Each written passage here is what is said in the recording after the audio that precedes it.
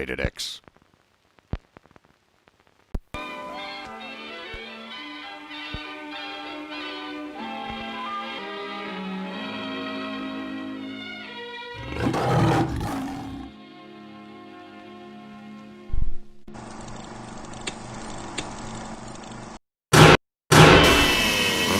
Introducing Mr. Shaw and his saw.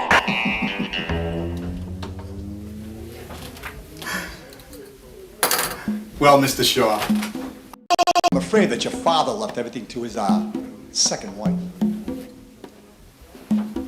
But he is leaving you this.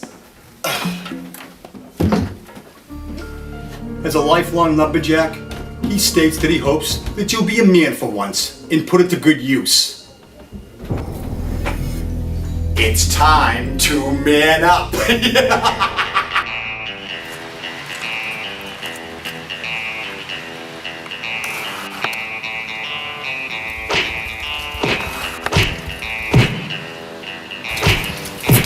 It's time to man up. It's time to man up. It's time to man up.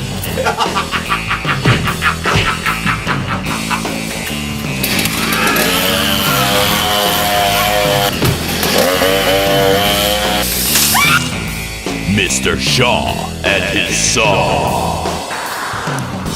Mr. Shaw was nearly cut down in the prime of his life, but he is no longer stumped. He's got a chip on his shoulder now.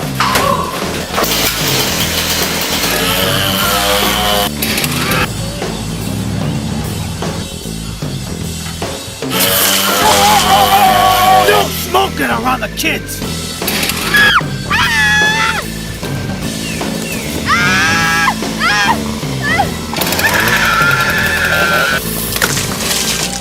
His saw is the law. I want him dead! He whacked my pimp! Nobody! Find him now!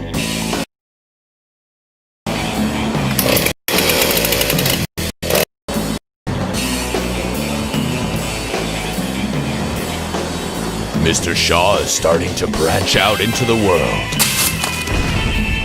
But what will he do when the chips are down? Fortunately, he's got the luck of the saw. What will befall our woody hero? Coming soon to a woodshed near you. Mr. Shaw and his saw.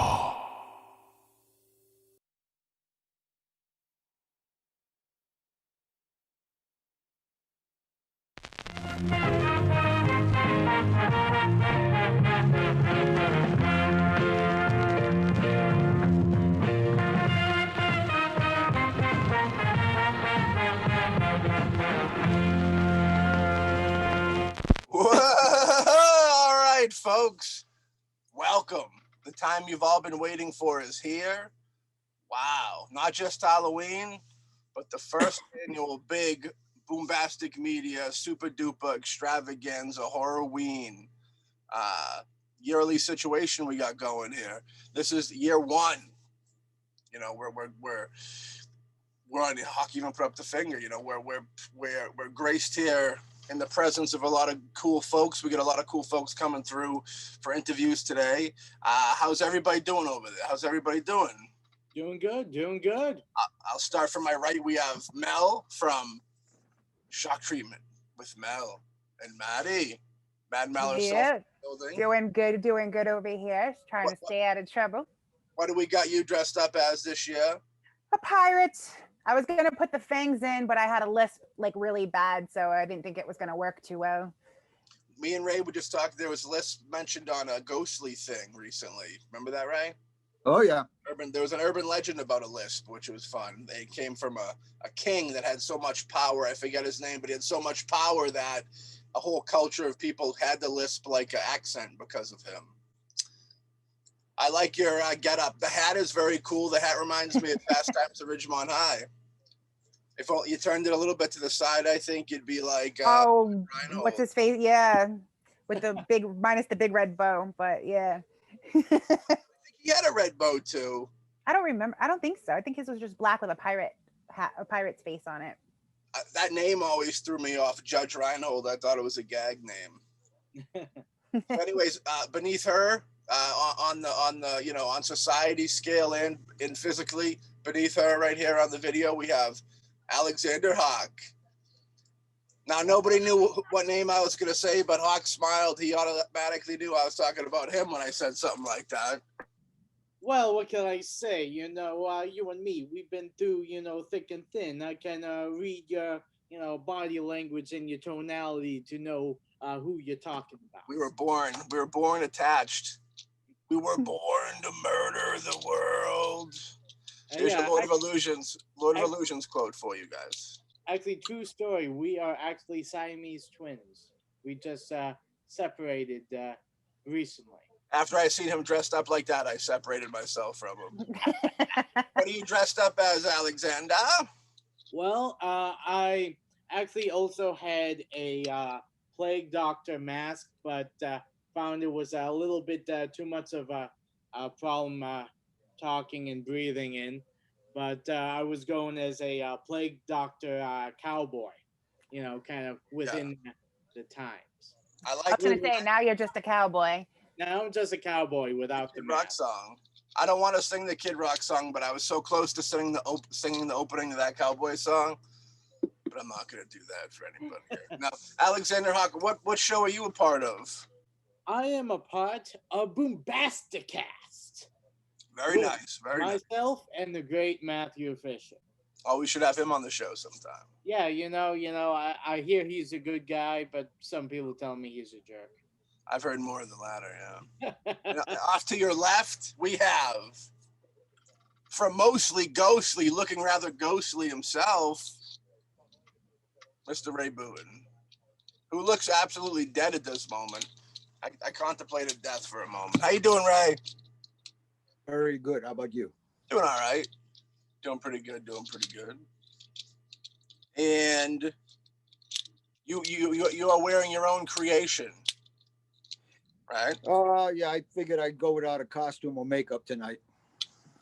Yeah, well, it was a good deal. Right? I'm glad that after 40 episodes of Mostly Ghostly, you finally feel comfortable enough to bring your true form out for us. I was going to say, that's what happens when a poor guy goes to the bar on a Friday night during a pandemic. That's what 40 episodes of podcasting makes you look like by the time you get 40 episodes right there. What this is called is ground zero. This is where it all started. I like it. I'm digging that. I know, I like it too. I like the whole background and everything. Like bamboo shades.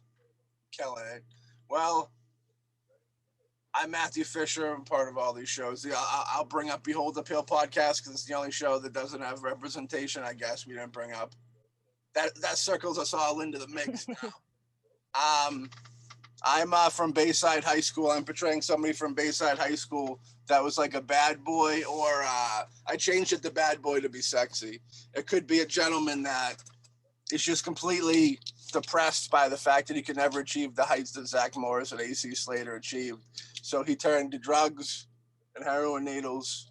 Okay, Screech. Heroin needles aren't the drug. The heroin's the drug, folks. So we should take it easy on heroin needles themselves. They get a bad rap. So how's everybody doing? How's everybody getting ready for Halloween over there?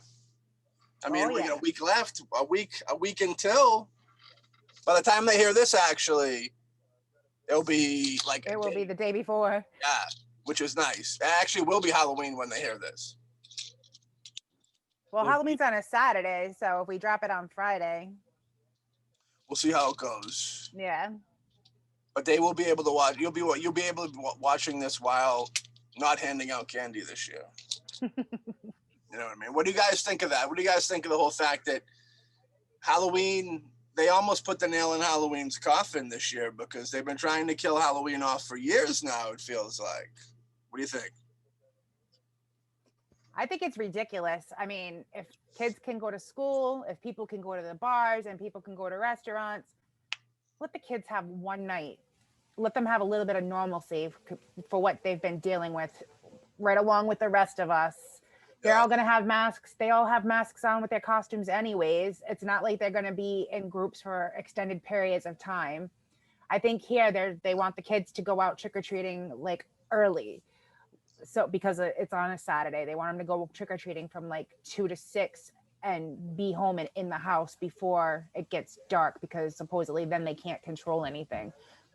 Yeah. You can't control it now. So, let the kids go trick-or-treating. And, it's because, I don't know, with each passing year, it seems like the amount of kids that are out trick-or-treating are getting less and less. Right. Like if you see any kids in my neighborhood, and I don't live in a bad neighborhood, it's rare. Yeah. You can go to restaurants in groups now. If you're all together, they don't care as long as you're all together. They don't want strangers together. And like I said, trick-or-treating is done in groups. So what do you guys think? You gentlemen, you didn't get a chance to speak on that. Well, I mean, like Cowboy Alex. Well, I mean, the thing is that, with, as Mel said, I mean, this entire year has been nothing but depressing, and I mean, I can only imagine how the kids who really don't understand what's really going on in the world, and they're just picking up probably the negativity or the vibe from their parents, from the older adults that know the situation more on a national and global scale. I mean, you're going to have a lot of kids who are like, they know there's something wrong, but they really don't know what is wrong. And I mean, the thing is, like Mel said, that if you're smart about it, it's the same thing as everything else. That yeah, there are risks, but I mean, if you can go out and go to McDonald's or Walmart and all that, and use safety precautions, you can be smart enough to do that while also taking kids out.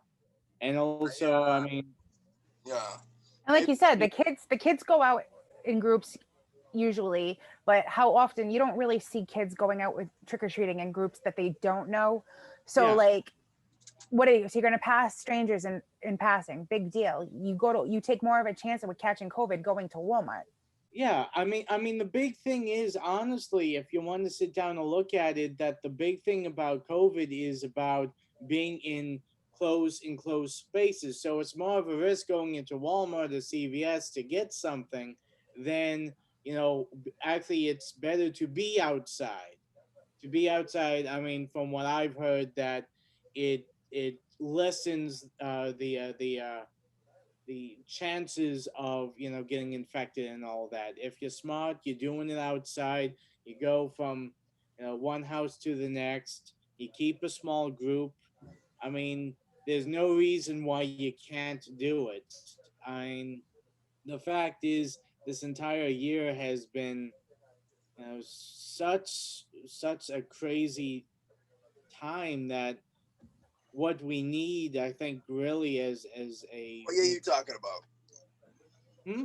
What year are you talking about? This year, man. This year. You think this is a crazy year, man? I think it's a crazy year. I think it's probably the craziest year that we've had to deal with in a long time. I was just thinking to myself how, like 3 minutes into the show, it feels like we're in a funeral. We got to pep this up a little bit. Ray, do you want to say anything quick, or can I ask you a fun question? I do want to touch on some of this stuff. I did ask the question. Actually, I asked Hawk the question. I'm sorry about bringing the room down. I know you're the wrong person to ask, because you'll read the dictionary, my friend. Love you to death. Ray, you got anything you want to say about it? We'll get back to you when the show's over. Hawk. Alex. I'd say a little bit of common sense, go for it. I don't believe you should lock kids up or people up for what's going on out there. Yeah. Go out, enjoy Halloween, have a good time, wear your mask, let the kids be kids, let the adults enjoy I can remember going out with kids and grandkids, and They're having a great time. I'm laughing along with them. Yeah. We need it. Go do it. That's my opinion. Even the people that give out candy have fun doing it. You know what I mean? It's like, it's one of those community things that, you know, once we start losing all those real big community event things where you really get to know your neighbor and, you know, be cool with the person across the street and stuff. Once you really lose those things, we're getting closer to just that really confined lives of really, you only deal with the computer type deal, and then you just kind of live your life and do what you got to do to keep going, keep the bills paid.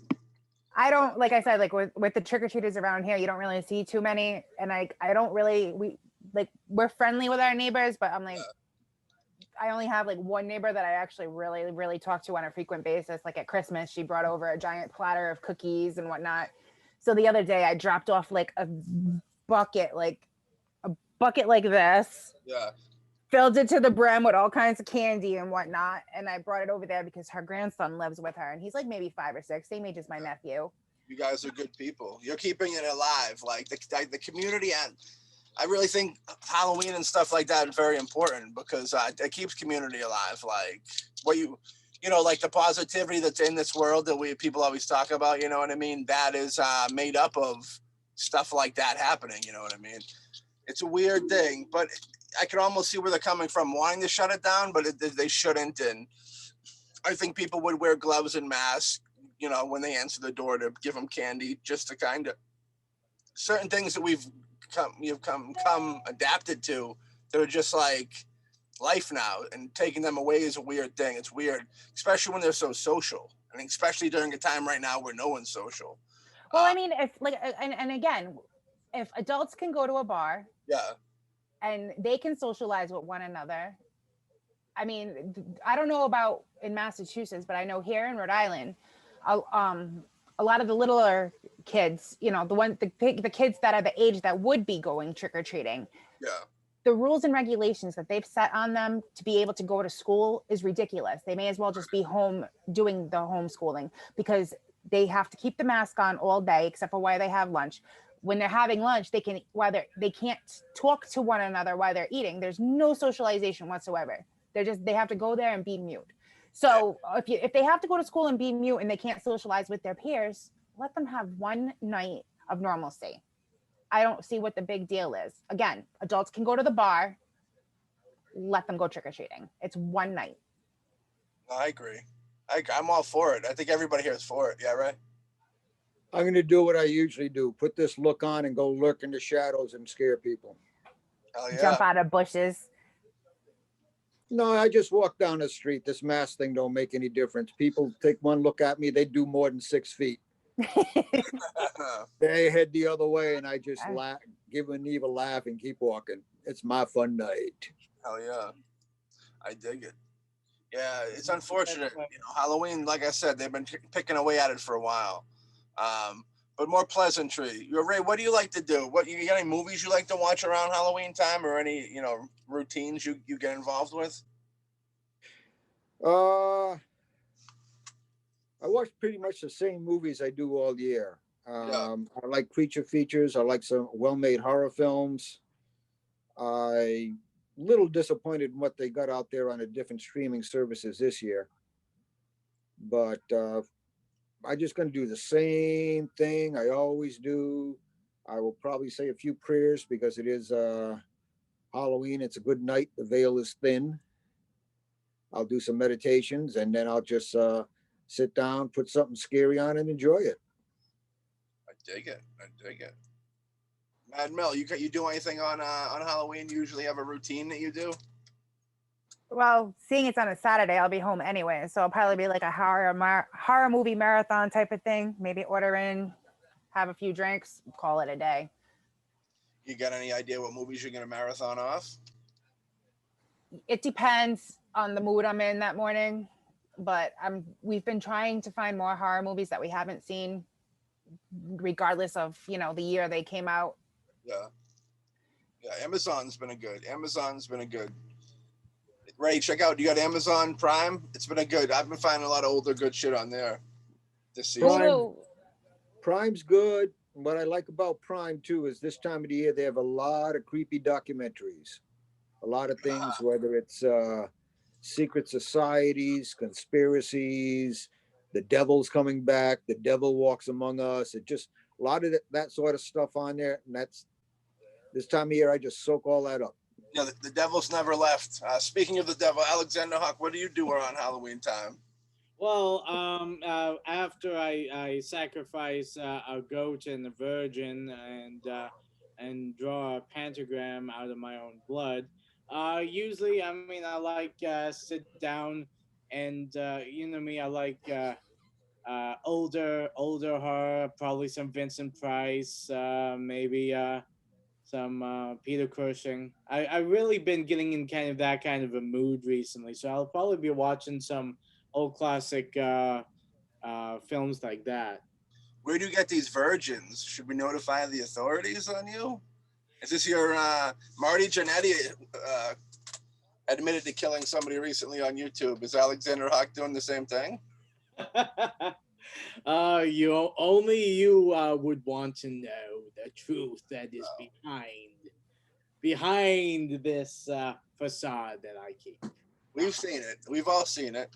If there's anybody that follows Alexander Hawk's career in the interview world, I know there's at least one interview where that thing falls down behind him during the interview.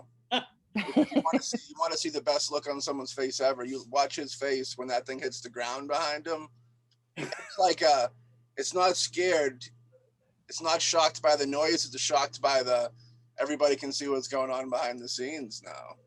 Yeah. Well, I'm hoping that does not happen again. That was the Hugh Grant face. That's what we call that. Happy Halloween, huh? Well, you know, when things fall over, you get to see a peek behind the curtain, and you'll find out the truth behind the eye. Hey, you work at BoomBastic Films. Mm-hmm. Is there ever going to be another HoRRoRWEEN like film festival type deal? What's going on with that? Well, definitely, yeah. I mean, as soon as things get back to order and we can go back to the theater, heck yeah, next year it's going to be we're going to make it up. We're going to do something really spectacular. I believe that. But I heard you guys had a 5th anniversary of a DJ Stan the Man film this year. How do you celebrate a 5th anniversary on the 6th anniversary? I don't understand. I don't know. I mean, I'm sure that my partner in crime, Mr. Matthew Fisher, has plenty of plans and ideas. We could just make it up on the 10th anniversary. Yeah. I want to see those hats square off in a cage for their lives. That right there is a battle. Cowboy hat versus the pirate hat. You know what I mean? Yeah. The loser, I'll show up with my hats and my bullwhip. Ooh, Ray gonna whip you up.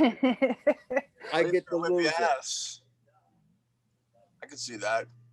So I think that we'll be back in the future, which will be nice. COVID's definitely been a problem for a lot of people on a lot of things. But yeah, hopefully the plan is to bring back HoRRoRWEEN, and we're gonna have this yearly show now, which will kind of coincide with it. You never know, maybe they'll coincide one day to the point where this is shot at the festival thing, which will be cool. You know what I mean? That'd be fun. But yeah, they can't kill Halloween. We started the HoRRoRWEEN thing strictly for folks that once you get older. You used to be able to say once you get older, they stop Halloween stops kind of getting, a push to you, and it continues with the kids. But now, so even with the kids, it's not really even pushed that heavy. But like, that's why we did HoRRoRWEEN. So, folks that grew up a little bit, got a little older in their years, they could still have fun on Halloween and still, as an adult, have something fun to kind of get involved with. It would show horror movies and would give out candy, and there was costume contests and stuff. So anybody that likes anything we do that hears this that might not know about that, get hip to one of the pages, because it'll be happening a previous year, upcoming year rather. So Matt, what are you going to be doing this Halloween season? What are your plans? Well, my plans this year, I got some family stuff I'm doing. My sister's having like a party with my nieces and nephews, and they're kind of having a, no trick or treating, but like they're doing a little party thing. They'll have games and candy and all that fun stuff. Cool. What kind of games you're playing? Like Pin the Tail on the Donkey, or like? She was thinking of ideas. I remember I told her a few things. Like I told her she should do like a pin a head on a skeleton type deal. Bobbing for apples. You can bob for something. That's a classic. What do you guys remember? You guys remember any old Halloween games when you guys were younger that you played? There was one game where they would have like jars of like peeled grapes or like spaghetti and that kind of stuff, and they blindfold you, and then they have you put your hand in the jar, and of course tell you it's like the grapes were like eyeballs. Yeah. I mean, funny little creepy stuff like that. I mean, that's that you had the bobbing for apples. I mean, I remember back in school they'd have like a makeshift haunted house.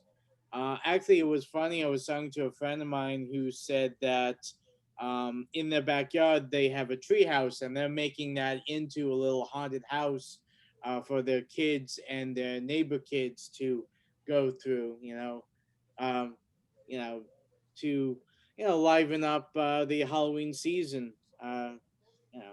Do you guys remember the first time you ever went to a haunted house? I remember I went to a haunted house at a school when I was maybe like 7 or 8, and I couldn't complete it because it got to me too much.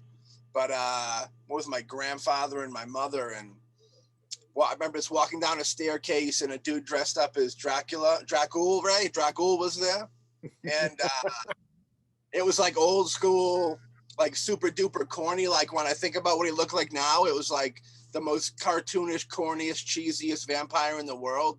But when he jumped around that corner and gave me that, I was in instant tears, like immediately.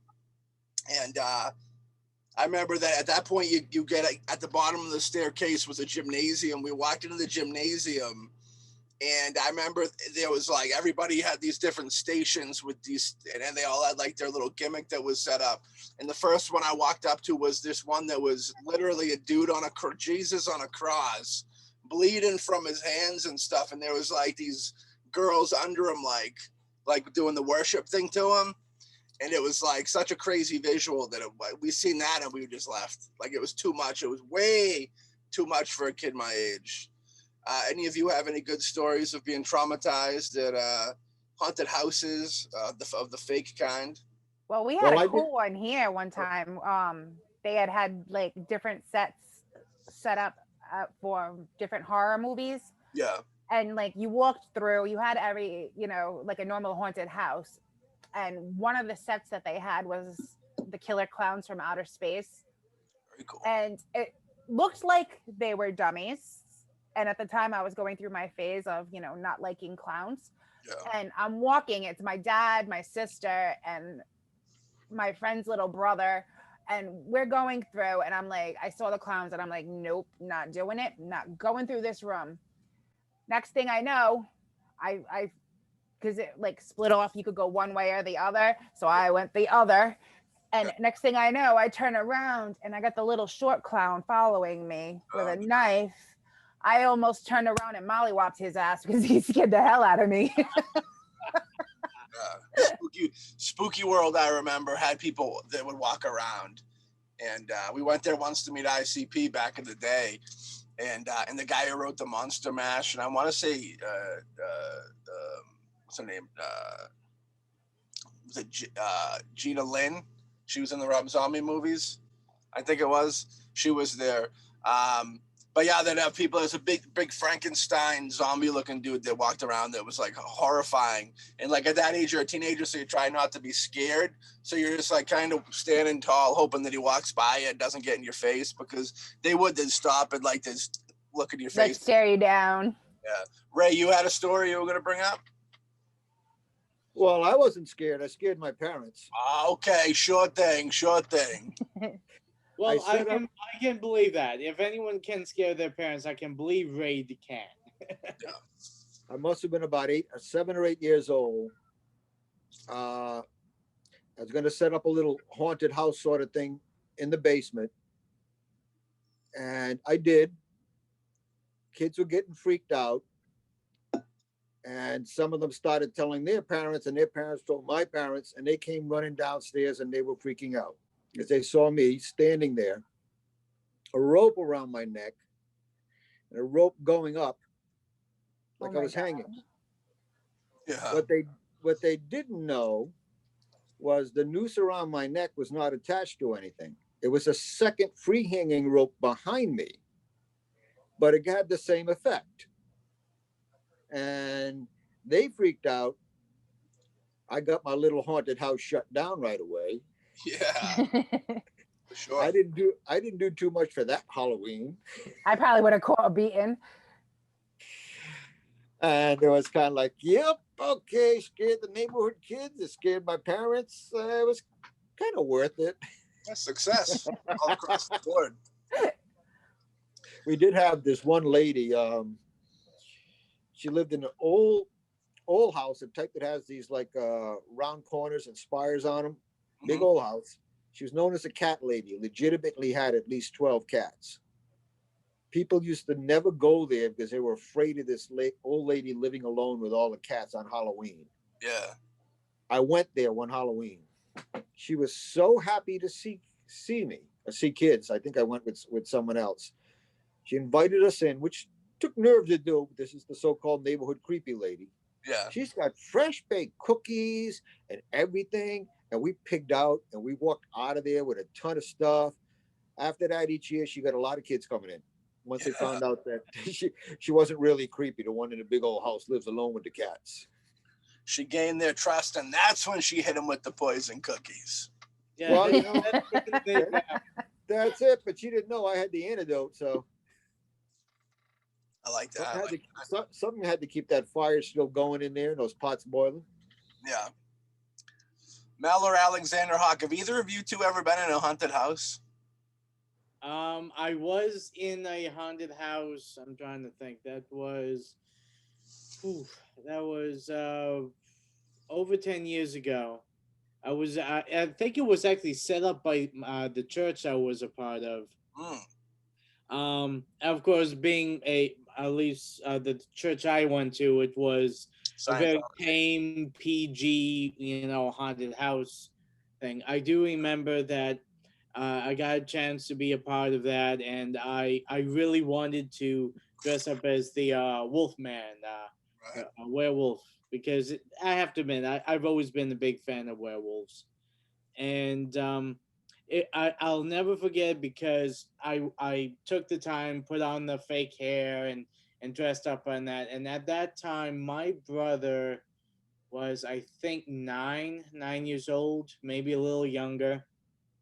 And I had him watch me as I put on the makeup because I knew that my mom was going to be walking him through the haunted house, and to try to not freak him out too much because of his age.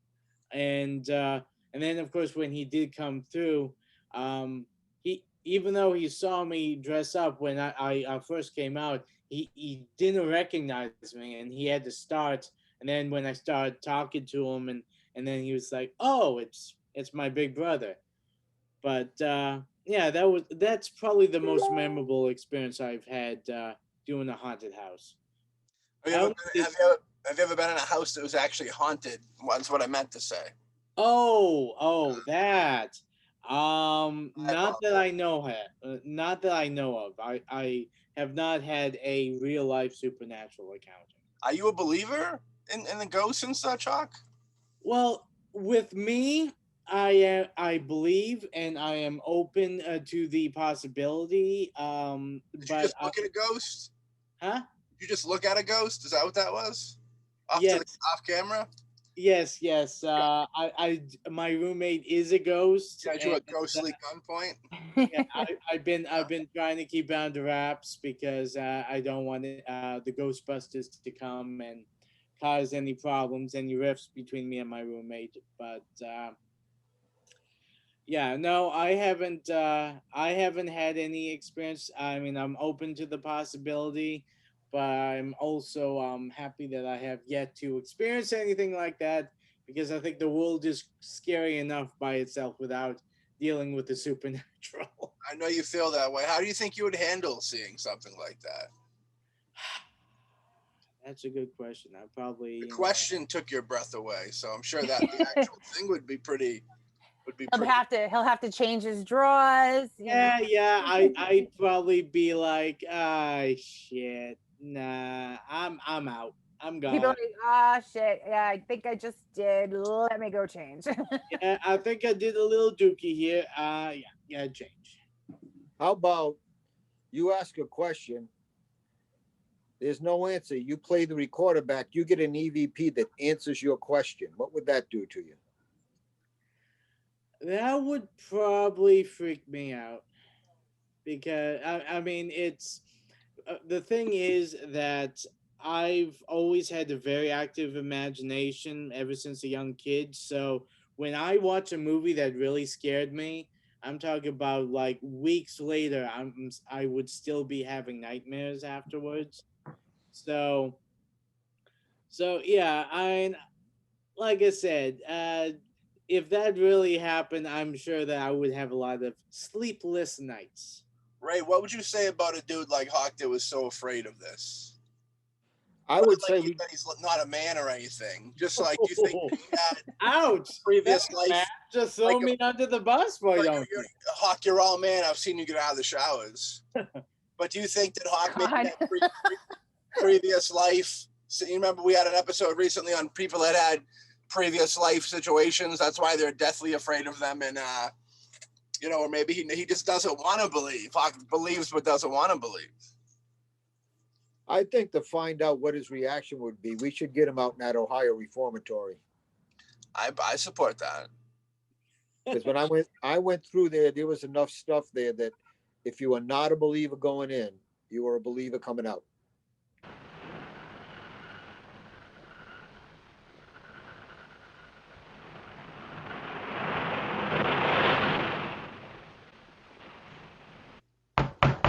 We hear somebody knocking on the door. Actually, I think we heard. And let's say hi to our pal James as he approaches us. And we're hoping it's working from the netherworld. Mel, have you been in a haunted house before? Legitimately haunted house? I lived in one. The house that I lived in when I was married was haunted. You'd be sitting around and like randomly start hearing music play that was not from our time, and no one else around to be playing that music. Yeah. And it would be coming, and it was always like sounds from the basement, or you'd hear random voices. While my mom was living with us, we had CNAs that would come in and out to help out with her. And there was one day the girl like that was there was scared shitless. Like we had left to go to the supermarket, and a voice had said hi, and like there was curtains blowing on a hot summer day with no breeze.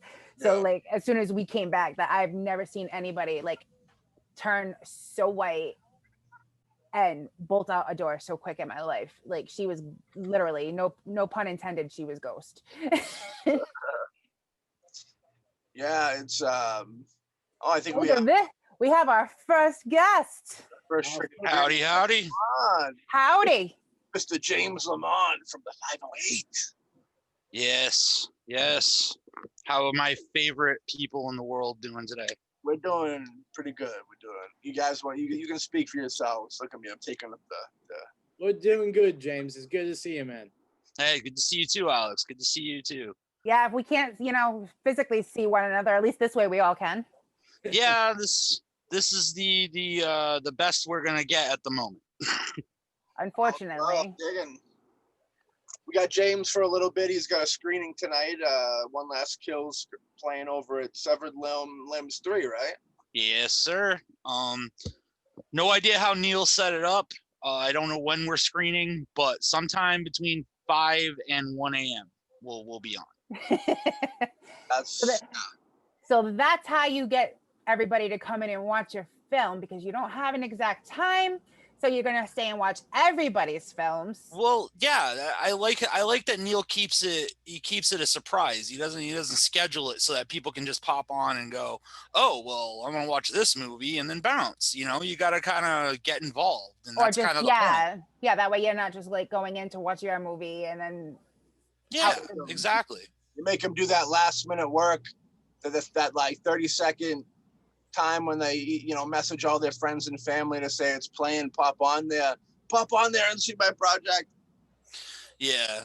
I mean, on the bright side, like One Last Kill's been out there for a while. Yeah, good film, very good film. Thank you.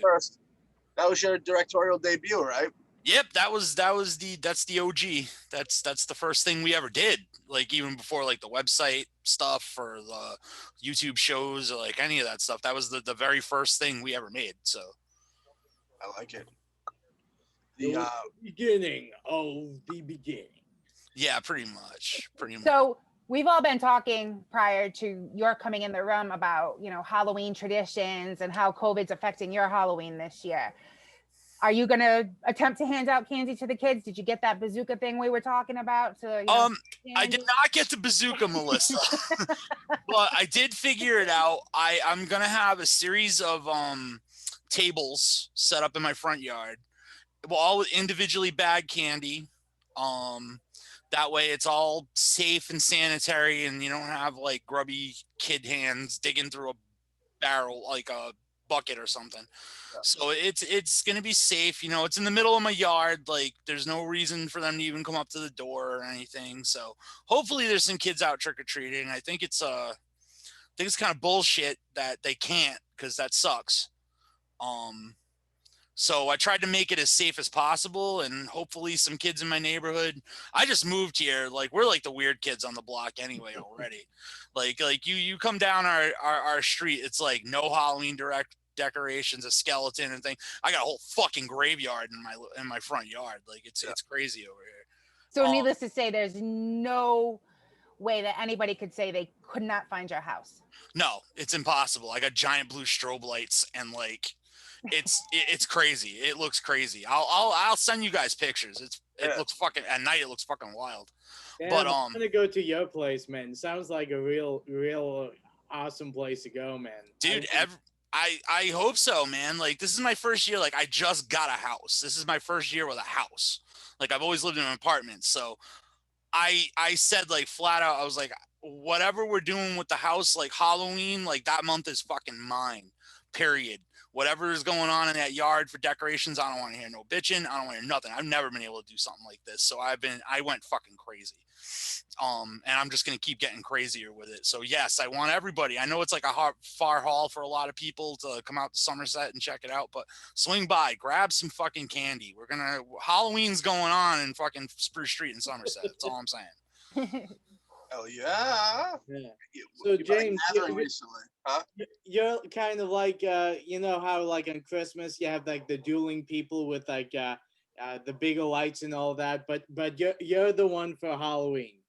Oh yeah. If they had done a National Lampoon's Halloween Vacation, I'd be Clark Griswold. I go over the top. At least what was within my budget, because I mean we just moved, we just fixed the house up.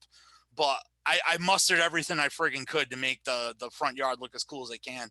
And I'm just going to keep building on it every year. I don't care. I'm going to be that crazy old man that has like everything going on.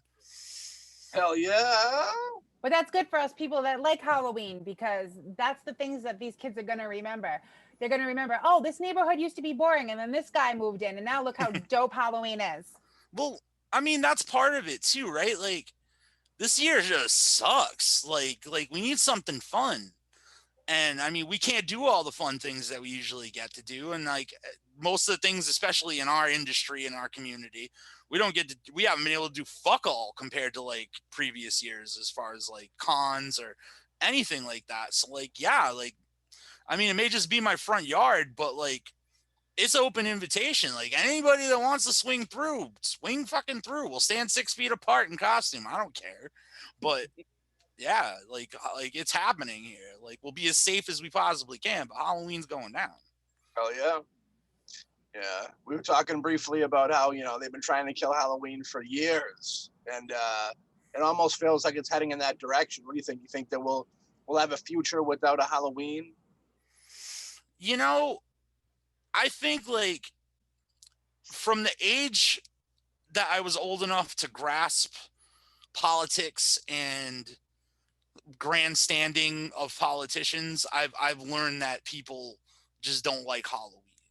Yeah. They don't like it because it's a pagan holiday, and it represents things that aren't the theological norm for America. Because I don't care what anybody says, and I'll go out and say it. America is a Christian theocracy, plain and simple. They can say it's freedom of religion, but fuck you, it's not. Like they've got the 10 Commandments on the front lawn of I don't know how many state houses, and then you have the Satanic Temple try to put their statue, and it became a big hubbub. Where's the freedom of religion? There is none. So yes, there's definitely been an attack, a constant, nonstop attack on Halloween, or at least a dumbing down of what Halloween is. And I think it's horseshit, because when it comes down to it, Christmas is a pagan holiday that got robbed from the pagans. Yeah. So eat my fuck. Like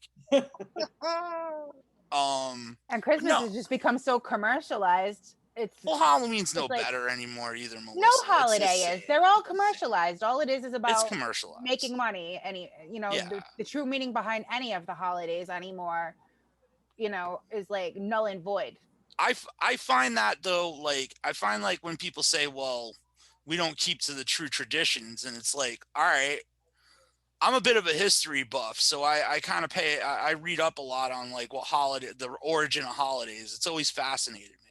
Yeah. And people say, oh, we got to put Jesus back into Christmas. And I'm like, all right, if we really want a traditional Christmas, I need sex magic going on that rock. I need someone getting disemboweled on that rock. And I need that tree to be on fire, because that's what Yule was. It was a sacrificial time. It wasn't super celebratory. So I think like the commercialization isn't necessarily a bad thing, because if people really wanted to stick to the traditional way we do these holidays, they weren't exactly a fun time. No, Christmas would be another Halloween, because you'd be, scaring the kids instead of, yeah, there would be no sugar plums dancing in their heads. Hell no, we'd be running around in like tree masks, like praying to the moon. Like it wouldn't be what people think it would be. Like returning to the roots of holidays, like it seems to stop directly at the Euro-Christian interpretation of that holiday. Yeah. You know what I mean? Like, and it's like, oh, I want to go back to a Christmas or a Halloween where I got one fun size Snicker and one toy, and it's like, come on, man, it's not gonna happen. Like, speaking of rituals, what's James Lamont like to do on that October 31, that Halloween? Well, it depends on what's going on. If we were in a normal Halloween situation, it would be like I said, this is my first year actually owning a home, so I never really did the trick-or-treating thing. Like when I was a kid, like I'd go to my grandma's house and walk around her neighborhood a little something, but that really wasn't like a big part of my holiday. A big part of my holiday were parties. Like my family always got together, and like, we didn't have a whole lot when I was a kid, but we got together and had, a party. Like all the kids are dressed up. My cousin's birthday was like October 30th. So it was like his birthday party, and we kind of rolled with that.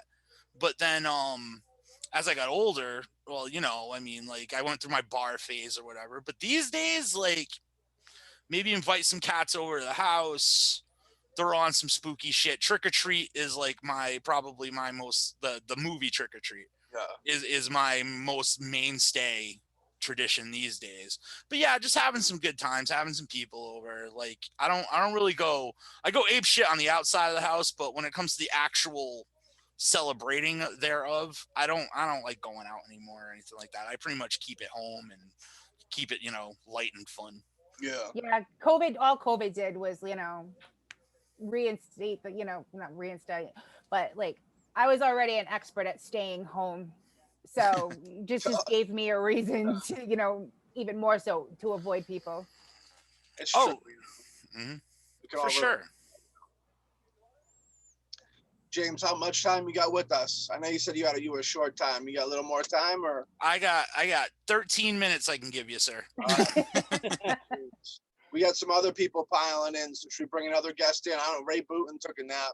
Yeah. You know, what do you got coming up? Actually, what's in the pipeline? Did I hear that there might be an Alexander Hawk appearance in a film directed by James Lamond in the future? Maybe. Well, here's the situation. COVID hit it came from the 508 a lot harder than some others. We were 3 days from getting our final casting polls for our first feature. And then Charlie Baker shut the state down. You would think like, oh, okay, that's not such a bad thing. We can pick it back up and stuff, but the problem with that was I had stuff scheduled. I had locations planned, stuff that aren't available to us anymore. So it really tripped us up, like really bad. So we kind of had to like rebuild from the ground up and come up with a new idea, something that's a little more safe given the climate right now too. Because like what we were working on was going to be, we were going big. We were going real big. Lots of stuff was going on. Lots of extras. We had talked to Alex about him coming in, and we were literally, Alex, I was about to send you an email to say, here's your sides, let's do this. Charlie shut the fucking state down. Yeah. So I mean, it kind of really Charlie Baker, Vietnam. Charlie Baker. Fuck Charlie. Yeah, fuck Charlie Baker. Vietnam. Yeah, fuck Charlie Baker. Fuck Ramondo too. Charlie yeah, Baker. Yeah. Charlie Baker's son gropes women on airplanes. So I'm told. Yeah. So I'm told that is an accusation. But He must be friends with the Trump. Yeah. I kind of believe that. No, I didn't even know that it went that. I'd like to see the Hawk in a film directed by James Lamond. I didn't know. So you guys, you like recreate coming up with a whole new story? Whole new plan, my friend. Oh, okay. Whole new plan. I didn't know anything like. I thought it was going to be an easy question for you. I didn't know where. Nah, man. Come on, you should know there's no easy questions during this time. Everything we know those pains. The Hollows had their pains of, It just sucks that right now everything is like you're literally playing everything by ear right now. Yeah, that's it. It's the thing about it is like we like the stuff, like everything's written and the pre-production is ready to roll. Yeah. The problem is every time I go to, I'm like, okay, this week we're gonna put out a casting call. We're gonna get it moving. Another area goes into a red line. Another area goes into the red. It just starts building back, and it's like always hanging in the air. Like, oh, are we gonna shut back down? Is stuff gonna close back down again? Are we gonna lock down again? Are they gonna encourage us to like stay home more again? Like, and it just really is just become like this thing where it's like, well, I'm gonna have this ready when things start to pick up, things start to get back to normal. To some degree, we'll be ready to roll, and we are ready to roll. Like it's everything's in locked, cocked, ready to rock. Like all I have to do is pull the trigger. I have the sides ready to send out to people for casting. Like it's good to go. Yeah. But everything's been so tenuous. Like I wanted to. It's been literally getting pushed back every month. Like I was like September. I was like, all right, we're gonna put out the casting call. Nope. This month, all right, we're gonna put out the casting. Nope. It's like really touch and go, but like everything's ready to rock. Everything's ready to go. We have a plan. We're going to do it safe. We know what we're doing. It's just when I feel confident enough that this isn't going to be endangering our crew and our cast and, to a point where it might give me another point where everything falls apart again, then I'll feel good about it. Because, that really, to have something like 3 days from pull the trigger with stuff lined up and like everything ready to go and then have it all fall apart is like, oh man, it's discouraging as hell, Yeah, with the Hollows, we had an actor drop out, and to try and stay on schedule, I made the mistake of trying to quickly replace him and just thinking that I could just, direct the performance I wanted without enough pre-time and stuff. And that first day we got on set, and Yeah, it just, you could tell we weren't getting what we wanted. It was just like, you keep going when you know you're not getting anything wrong. And it's like, nah, you pull the plug, dude, and you got to go revamp. So we got an award-winning segment out of that hasn't, it won an Oscar already. It hasn't been released. Filmmaker Buddy Buttafuoco making his big directorial debut. Yeah, he's done documentaries before, but now he's doing big segments. But yeah, the business is Halloween. You know what I mean? And all the scary parts of Halloween are in the film business. Mm-hmm.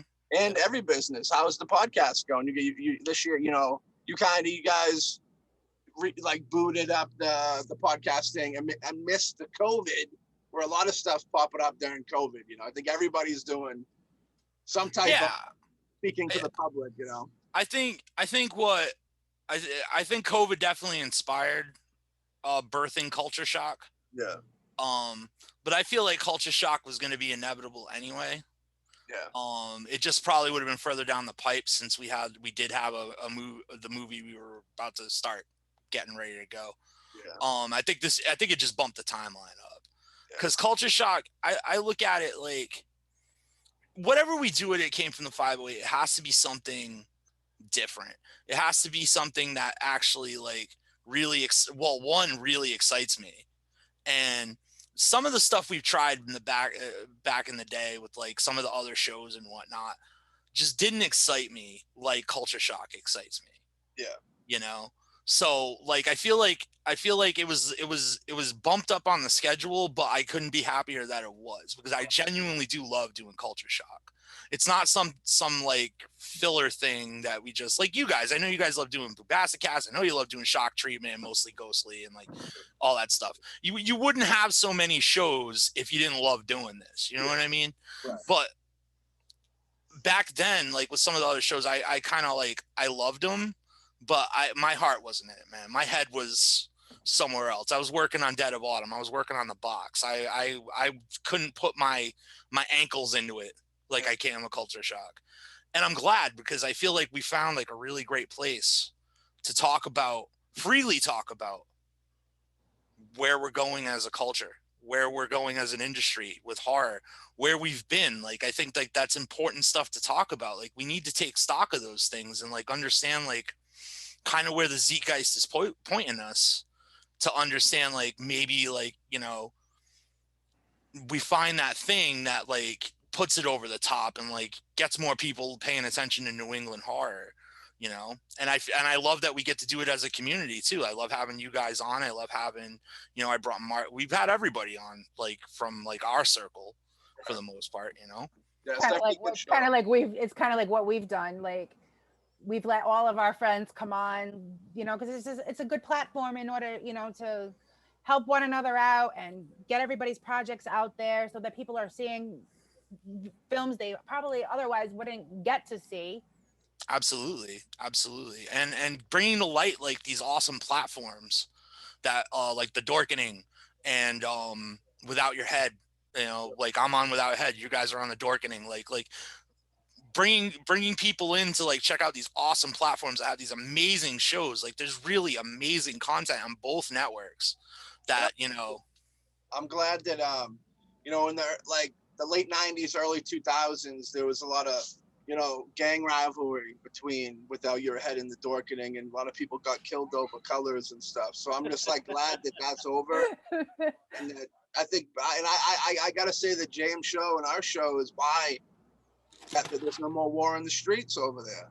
Yeah, it might be because I brought some Dorkening guys onto my show that the East Coast West Coast beef got laid down. You know, we paved the way. It was peace. And then I came on you and I was on Shock Treatment with you guys, you know, just that intermingling, but that's what it's gotta be, man. Like, especially like right now, like we're up against it, like Halloween and everything that we do. Like, I guess the thing that I'm trying to get a point across to people with Culture Shock is if you don't use it, you lose it. Like we've got to, as a people, as a group, as you know, I'm not saying you got to stick together. We got to stick together and you know, keep doing our thing so that, you know, we get some kind of enjoyment out of life right now.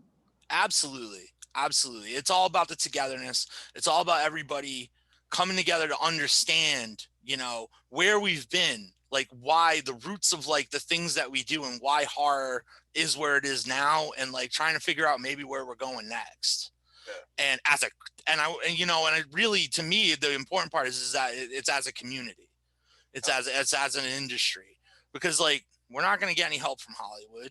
We're not going to, it's all about us. It's you know, not to be hippy dippy about it, but it is, it's all about us. It's all about us networking and sharing the shit out of our stuff and, you know, doing all the awesome stuff we do. I'll be that person selling movies down on Broad Street out of the trunk of my car for you guys. I'd do it all day. Are you kidding? You got to do what you got to do. Exactly. If I gotta roll around here in a U-Haul with just crates of like One Last Kill of the Box, Strawberry Lane, just like, yo, who needs it? I'll do it. I don't care. Get your fix here. Thankfully, we have a website, so that helps. But again, the offer's there. If you know, all of you, like, send me a crate of movies and I'll sell them out of the trunk of my car. No shit's given. Yeah. I mean, if we gotta like straight up just like create our own convention like next year, if this still isn't cleaned up, I want to rent a park and just have a fucking horror yard sale. I support that. Well, they're still having farmers markets. You know, you just have to wear a mask. So if they can do a farmers market, we're doing it outside. So can be it. Exactly. We put the tables 6 feet apart. Yeah, me and Mel talked about that before, trying to get involved with some horror cons. We knew one that was like kicking up. And me and Rave even talked about, you know, trying to get into some paranormal cons. Cons are where it's at. If you ever want to try and attempt a local con, if you know, I support that. And if they don't do one, I mean, the audience is going to be there. So it's just a matter of getting that insurance money to get everything squared away.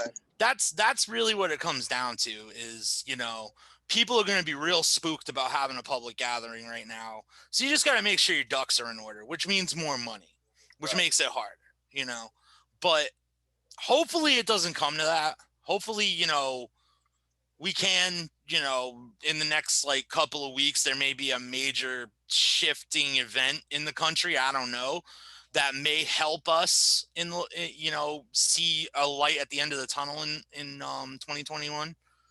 Gee, I wonder what that event could be. I don't know. I don't know. I mean, it might be happening. It might be happening a week from Tuesday. Maybe. I don't know though. Hopefully stupidity's getting voted out. Yeah. Beautiful. Beautiful. Well, like, you are the weakest link. Goodbye. Yeah, well, we can hope. We can hope. I don't want to make this all political, but let's just say, Melissa, you and I are on the same wavelength. We can hope. We can hope. I think we're all on the same wavelength. Okay, cool. That's about all the time I have, though, guys. No, we appreciate you stopping by. James? Thank you so much. What was that, Matt? Want to plug anything before you bounce out? Check us, please. I don't think we said the whole name, for people that are watching. I am James Lamond. I run It Came From the 508 Productions. Check us out on itcamefromthe508.com. Buy our movies. Stay tuned because I'm going to be announcing something on the next Culture Shock. We're going to be doing some really cool stuff with the website real soon. Might be able to snag yourself some free stuff. Free stuff. Yeah. Well, you guys are all eligible. You guys can trust me. Don't worry about it. You'll see. Well, we'll talk about it more. But 508 runs great contest. So yeah, go check out his stuff that he just said, and get yourself some free stuff and some. And when this gets posted, I will be posting every single link that is possible so that people can find you. Oh well, then listen to Culture Shock on withoutyourhead.com. That's the other important one. Yeah. But we're just go to withoutyourhead.com, right in the podcast section, real easy, bright white and green logo. It stands out like a sore thumb because everything over there is red and black. So nothing wrong with the red and black. Not at all. But our logo is white and green, so the Culture Shock logo is white and green. Yeah, definitely. Yeah, Neil's good people. We love Neil. He's been on the show before. Oh, I love that man so much. He is so supportive of our community and all the awesome things he does. I can't say it enough. Neil's fucking amazing, dude. Shizzle. With or without the belly button, he is the man. He achieves it all without the, you know, signs that he had an umbilical cord. It's fine. He does more without than men with belly buttons can do. He does. He does. He does. Well, James, I thank you very much. Thank you so happy much. Halloween over there. You two guys. You two guys. Happy Halloween, Thank you. James. Happy Take care. Halloween, Happy guys. I'll see Halloween. you guys soon. See you soon. Bye. Yeah.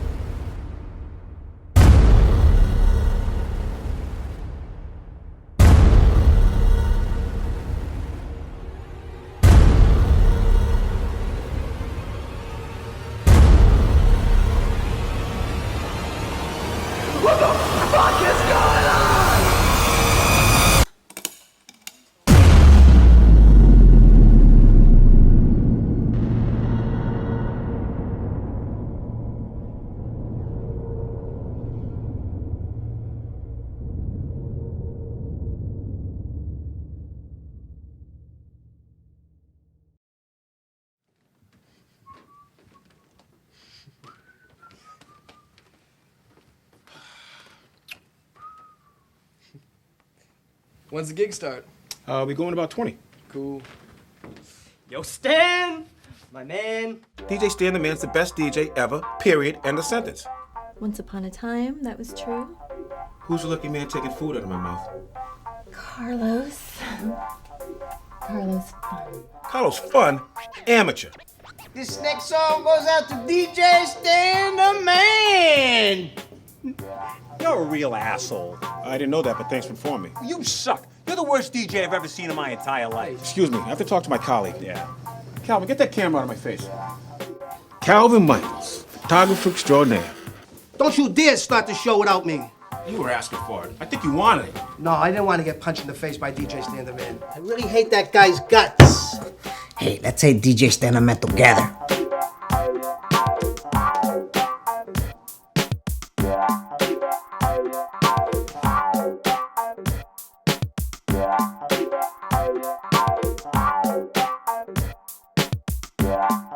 I can have you arrested, you know. It's just a black eye. Yeah, Calvin, it's just a black eye.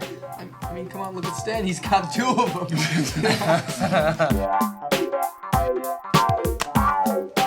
Don't you wish you were somewhere else in life and young again? Nah, man, I'm living the dream. I'm smoking a spliff with a chef outside a wedding hall. I hate you. You're breaking my heart. Yeah, I got something to say. If I hadn't dished out my last dime paying for this wedding, I'd pay to have them killed.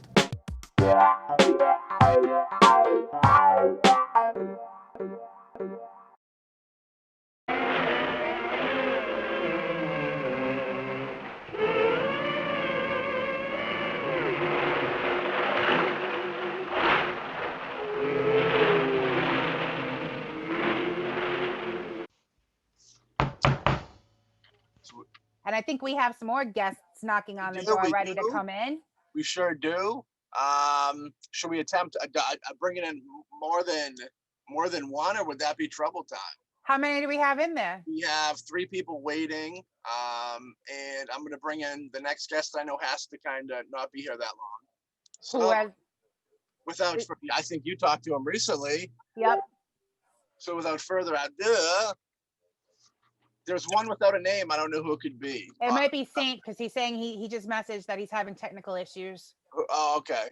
We'll just tell him to keep playing, keep his ball in the game, and we'll get to him. There they are.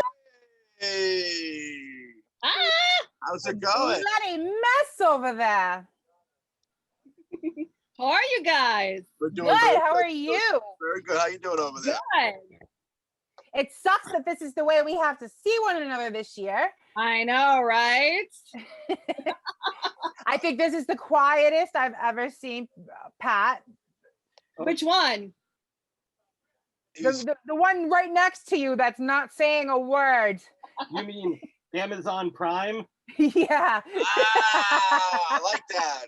I was wondering where that was going. I dig it. I kind of figured with the smile.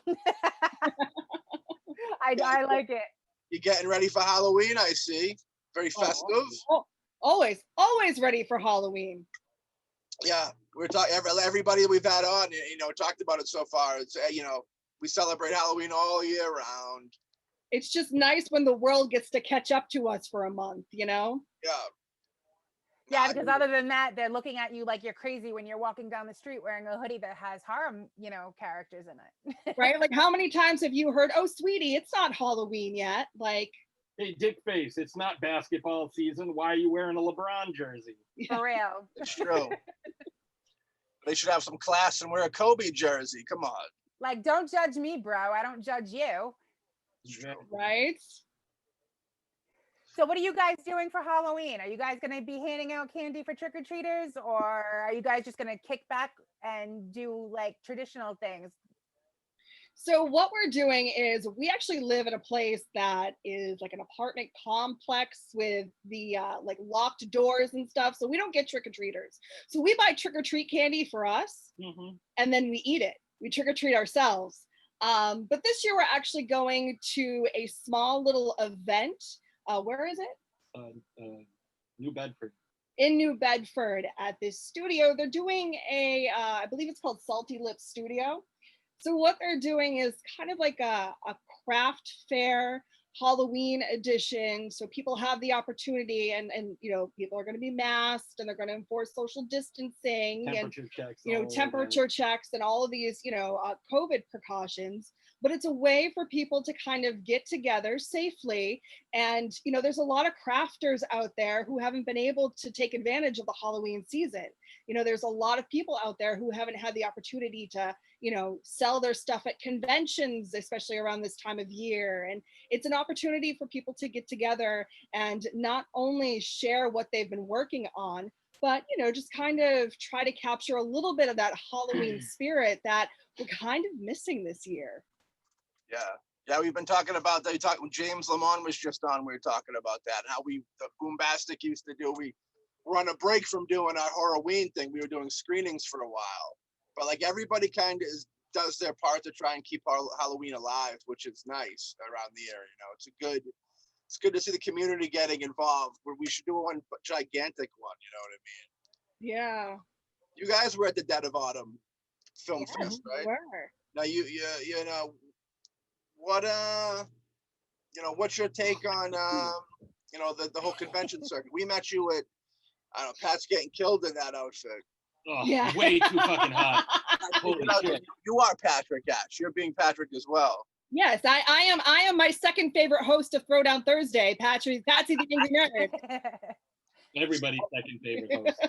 When I seen the chin, at first I thought it was the inside of the shark's like throat, and then I realized it's the goatee. Yeah, facial hair and all. Absolutely, I dig it. So yeah, I thought Dead of Autumn was a great time, and I thought it was something that was so different than any of the other film festivals that we had been to, because not only was it celebrating horror, which is a genre that we all love, but it was a different environment than the stuffy, let's sit in a theater and watch a bunch of films back to back to back to back. It was a great way to not only meet people, but interact and have the opportunity to go up to them afterwards and say, hey, I really liked your film. I liked how you did this. I liked how you did that, versus having to keep those opinions to yourself because you're sitting in a theater and it's just film after film after film after film. Sometimes those films start to bleed into one another, and it's like, I know you did a film, but which one was it again? Versus Dead of Autumn, you had the opportunity to be like, hey, I remember your film. I remember what happened, and that was fantastic. Having the opportunity to, meet people in that open environment, have a few cocktails, vendors were there, we were there, as Throwdown Thursday, and I just thought the whole vibe of the place was just fantastic. No blue flashy drinks. Yeah, I really. Yeah, no blue flashy blue drinks. Yeah, that's what my October is missing. Like seriously, we are missing our flashy blue drinks. Yes. It was very COVID friendly before COVID. Yeah. But I agree with you. It was very cool to be able to watch the movies, and then you had the booths where you could go see the filmmaker, pick up their stuff. That was an element that we weren't getting anywhere else. We could actually watch the film. And then if if there was a certain film you liked, you could just walk 10 feet and talk to the filmmaker, pick up the film, get a poster, get whatever you want. You know what I mean? Chat with Terry Alexander. That was very cool. I brought my Day of the Dead mini poster and had him sign it. Nice. Yeah, I think I upsetted people because as I walked through the crowd holding it, people looked at me like they wanted to cut my throat for it. But you get that. But at a horror convention, they don't cut your throat. They just look at you like that because they're all friends, all friendly. Yeah, it's more like, oh man, I wish I had thought of doing that. Yeah. They say, I want to cut his throat on the big screen for that movie, not in real life. Right. Yeah. That's very nice. That's very nice of you. But yeah, very cool. I'm looking forward to next year. The con's been taking a real hit with the COVID. Some of them weren't really doing that great to begin with, and they died out. Like Rock and Shock, which I think a lot of us probably met at that. Either that or Scaricon were kind of the ones where we met everybody at. But where do you guys see the convention thing going in the future? Well, I hope to think that the indie cons have enough, especially with everything that's happened this year. The small independent cons will have that greater appeal now, because people are like, well, the little cons are great, but I love going to these huge cons because I want to meet Jason Momoa. It's like, well, fuck you. I want to go meet fucking Andre Gower from the Monster Squad. I'd rather have a smaller con and go to see like some of these guys that were more influential to me growing up than mega stars right now. Who, I'm like, you got to go meet Kane Hodder. Like, this is a dude that's been relevant for the past 30 years. Yeah. As opposed to like, oh, I want to go meet this guy. It's like, yeah, you're in line for an hour. You get 5 seconds with him. Yeah. Yeah, I mean, it goes, but you can go to a convention and you can go sit down next to like, I don't know, you can we'll say Bill Moseley, pick a name out of the sky. And like, he's someone, if he's not busy, you could actually sit down with him and talk to him for 10 minutes and hear some stories. Whereas to use Jason Momoa, he ain't gonna give you to use a direct. If you're not dropping that $80 at his table, he's not gonna talk to you just to say hi and shake your hand. They don't want to be bothered. It's crazy because like those people, like, Jason Momoa is gonna be a big deal for probably the next 10 years or so. But who's to say after that? And when I mean big deal, I mean people gonna know him. Not exactly. He ain't gonna be Aquaman 17. You know what I mean? In 10 years. Once he loses his looks, that's going to be the end of his career. He's losing all his roles to Alexander Hawk. Well, what can I say? I am planning on taking over for Aquaman. You sound like you're having a stroke. Just keep on. Your audio just like glitched out, so you sound like you were stroking out. It was all slow motion. But like Jason Momoa is like an example, but yeah, perfect example because he was kind of a little foul. But like, yeah, people that they almost don't know how to handle fans or like don't appreciate them. We brought this up when we talked about Sid, where Sid Haig was like the nicest guy in the world to meet because he's worked in the business forever. He's had moments in his career when he was the biggest thing. He's had moments in his career when people didn't really recognize him at the grocery store, you know what I mean? But always very cool. But I think it's because he kind of came up and he knew how important those fans are type deal, you know what I mean? Like, what it takes to get them and keep them. Felissa Rose, who hasn't had an amazing experience with Felissa? She's phenomenal. I want to meet one person that says they've had a bad moment with her so that I can disagree.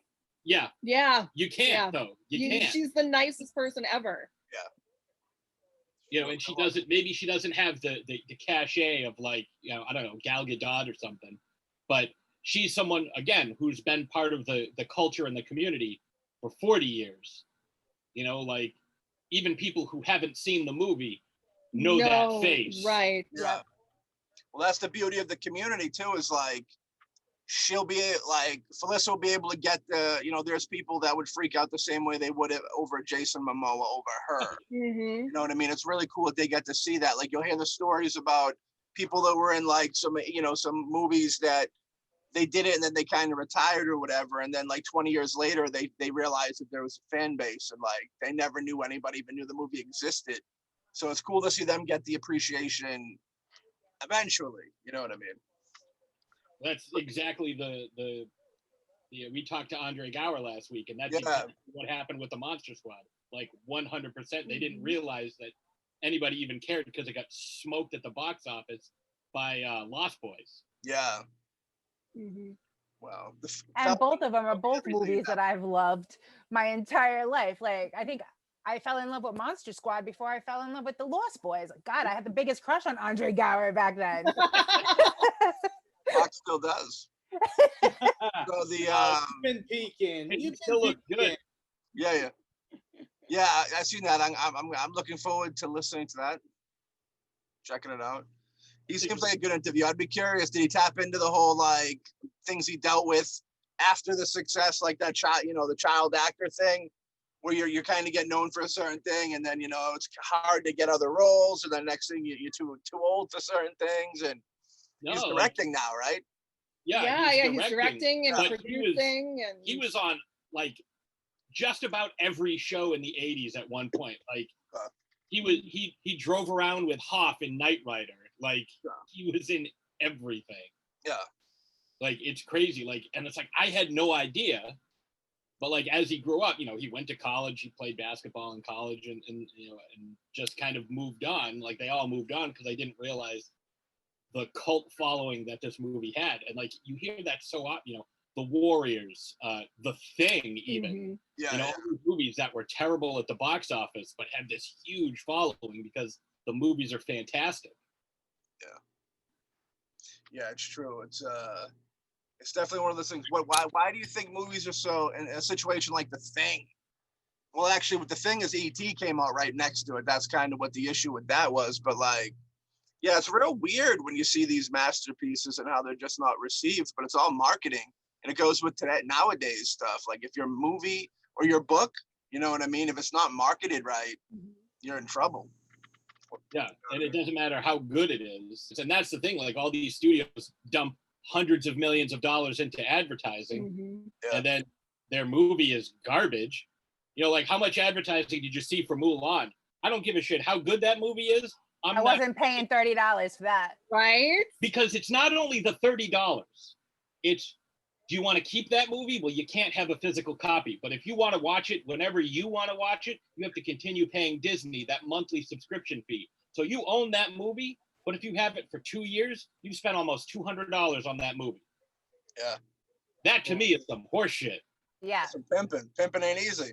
And from what I get, it isn't even that good. So it's like that would piss me off even more. Yeah, give it a month, let it stream, and I'll watch it then. December 4th, it's supposed to be on Disney Plus to like for normal viewing, not having to pay extra to watch it. I don't even really care. Like there are so many, and you guys can attest to this, being in the independent film industry, there are so many good ideas that are out there. Why do we need a live action version of every goddamn thing that you already did? Seriously. There's no reason, like, a live action Lion King. Don't call it live action unless you have actual animals. It's CGI. Like, just, oh, God, that goes right up my ass sideways. I hate that so much. I totally agree on that. Of all the live action Disney movies, what one do you hate the most? I mean, I know it has nothing to do with being like a Nahara thing, but like Aladdin to me was the worst one. Oh yeah, definitely. I totally agree with you on that, Mel. Aladdin was beyond awful. I had such a hard time watching it because like I cringed every time they went to sing something. Yeah. Well, I mean, the thing is, what I really was annoyed about Aladdin was the fact that, I mean, Aladdin is a story that's been around forever. So if you want to remake it, redo it, just do it differently. Trying to, kind of hark back to the original of that the Disney version did, it just didn't work. And I mean, you're watching Will Smith, and it looks like he was half asleep during half the dance numbers. And even with that, like, how are you gonna? You cannot replace Robin Williams as the genie. Yeah, exactly. Well, and for me, I think it goes to The Lion King, and I haven't seen Aladdin. I haven't seen The Lion King. I've only seen Beauty and the Beast. And Beauty and the Beast, I got a lot of shit for that because there's so much in the animated movie that needed to be fixed. Like, why would a prince be answering the door at his castle? There's tons and tons of shit that was wrong with it, and they fixed it in this movie. But the biggest thing for me, for The Lion King, is they essentially took a shot-for-shot, word-for-word remake, but they didn't pay the original writers anything. They took the same script, they tweaked it very slightly, and then didn't pay them.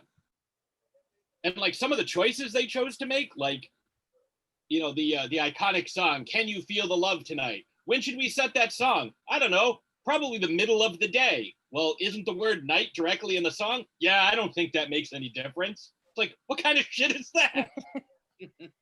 It's just the little attention to detail is what makes everything so much better. And when you're changing those minuscule little things that, they think is minuscule is actually a big thing to those that actually care about those films. Like, when does Friday the 13th take place? Oh, this is Wednesday, October 31st. Wednesday the 7th. I don't think anyone will notice. Do you think anybody will care? Friday the 13th. We set it on May 5th. Is that okay? Yeah, sure. Cinco de Mayo, Friday the 13th. It's all the same thing. There's a movie. Not many people have seen it because it didn't get a ton of stuff. But Saturday the 14th. No.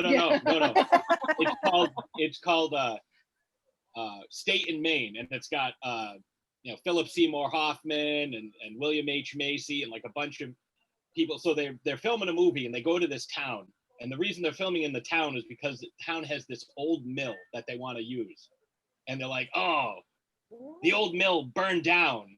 And they look at William H. Macy, the director, looks over at Philip Seymour Hoffman, who is the writer of the movie.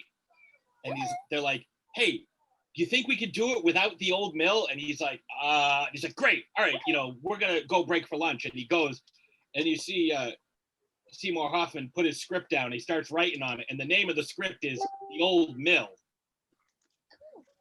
It's the same thing. We do it without the old mill, I guess. It's like doing The Exorcist without any priests. That's next. That's coming. You guys watch The Exorcist TV show? I did not. No. Me either. I was wondering if it was any good. Although I do know that the guy who played The Exorcist on The Exorcist TV show was in a segment of one of the more recent Simpsons Halloween episodes. And I only knew that because I was like, man, that doesn't sound like a normal voice. Who is that? Oh, it's a guy from the show I never saw. It works. I dig it.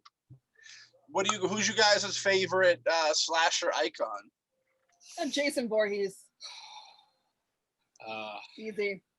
See, for me, I don't want to get into the subtle nuances of who and what is considered a slasher, but I mean, if it's me, I like the more sophisticated gentleman. I am going to go with Hannibal Lecter because I consider him a slasher. He is, yeah. Anybody who kills multiple people. Okay. We just recently watched Hannibal Rising, and like when that movie first came out, I wasn't a fan, but I actually kind of like it because he's really sadistic in that. That was the prequel, right, or something like that. Yeah, because he was a kid. It shows his upbringing, like what made him be that person. What turned him into who he was. You get a little bit of that in the book because it's a little more complicated. Well, there's a lot of you got to take into consideration the fact too that people that read is a dying breed. Yeah. So you have to kind of dumb things down for some people. Like that, I've read the Hannibal books and whatnot, but then you've got the people out there that look at you and think that this is something new. They don't realize that, oh my God, this is actually based from a book. It's a screenplay. Smarten yourself up a little bit. Here's a book. Patrick, dealing with your recent book deal, the publishers more so trying to push towards just digital more than physical media, or are they cool about? No, it's there's not a digital version yet. No, it's there you just go. paperback. Just paper. They start. We're not gonna get an audio copy with you guys reading it. Oh no, That's actually something that's in the works. There's an audio copy, and I have some friends who are actors who are working on recording some of it. I have two people that are in the movie Fear Farm who are going to be recording one of the stories for me. Very cool, very cool. Yeah. If you haven't seen Fear Farm, I highly recommend it. It's very good. I have Not your typical slasher. Yeah. Is Alexander Hawk in that? I don't think so. I don't think so. I don't even remember anymore. He does so many movies. And I think this is the one film he didn't have time for. Yeah. Yeah, I have so much going on. You know. He'll be in Pat's movie adaptation of his books. Yeah, I'm always. I'm already getting you. I'm already trying to pimp you out, Alex. Hey, pimp me out. You're my madam. You can pimp me out all you want. Well, you know, the boyfriend said I look like a beer wench when he because I had him help me like zip this thing up. And he's like, okay, get me a beer now. I was like, I would if you drank beer. He's got the beast on his shoulder. Yeah. You guys believe in ghosts down there? You paranormal folk? Oh yeah. Yeah, you gotta be. I mean, haunted houses. Have you lived in one? Gone? You know, like had any cool stories with ghosts? I had. I mean, you have that kind of like ghostly. Well, I have a couple story. of things. I have a couple of like it goes back in my family. There are stories I haven't told you. Oh. Uh-oh. They never came Now up. it's all over. Came up in conversation. We have a I mean, shock like, treatment, bombastic, you know, mostly ghostly. Breaking news story.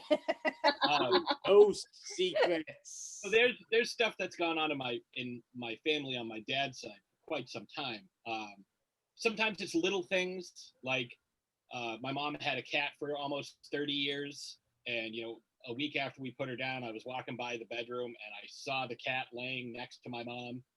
So it's like, all right, little things like that. Or when my uncle was born, after my great grandmother had passed away, my youngest uncle was in his crib, and my grandmother went up to check on him, only to see her mother holding the baby. Creepy. I believe it. Little bit. My dad lost a friend of his. They'd been friends since they were kids.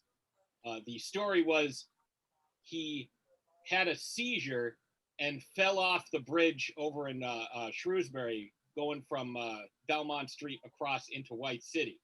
Now, if you guys remember what that bridge used to look like, the railing came up to about your shoulder, so it's going to be awfully hard for you to fall over that unless you have help. My dad was leaving the house one morning, opened the door, there's his friend standing there with this, like, please help me look on his face. My dad doesn't like any of that stuff and didn't want to talk about it. It took me about 12 years to get it out of him. Yeah. Wow. So yeah, you hear that a lot with some of the more old school people that don't want to believe it. They don't like talking. They've witnessed stuff, but they don't even like talking about it. You know yeah, and I had an incident. I don't know who or what it was, but it was 1984. So I was about 3 years old, and I still remember it as clearly as I'm hearing you guys now. Someone outside my window called my name, and it was like done in a really creepy, like the voice was shaky type of way.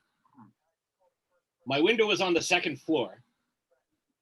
And so I ran out of the room, asked my mom if she had called me. She said, no, check with your dad. I checked with my dad. Hey, are you calling me?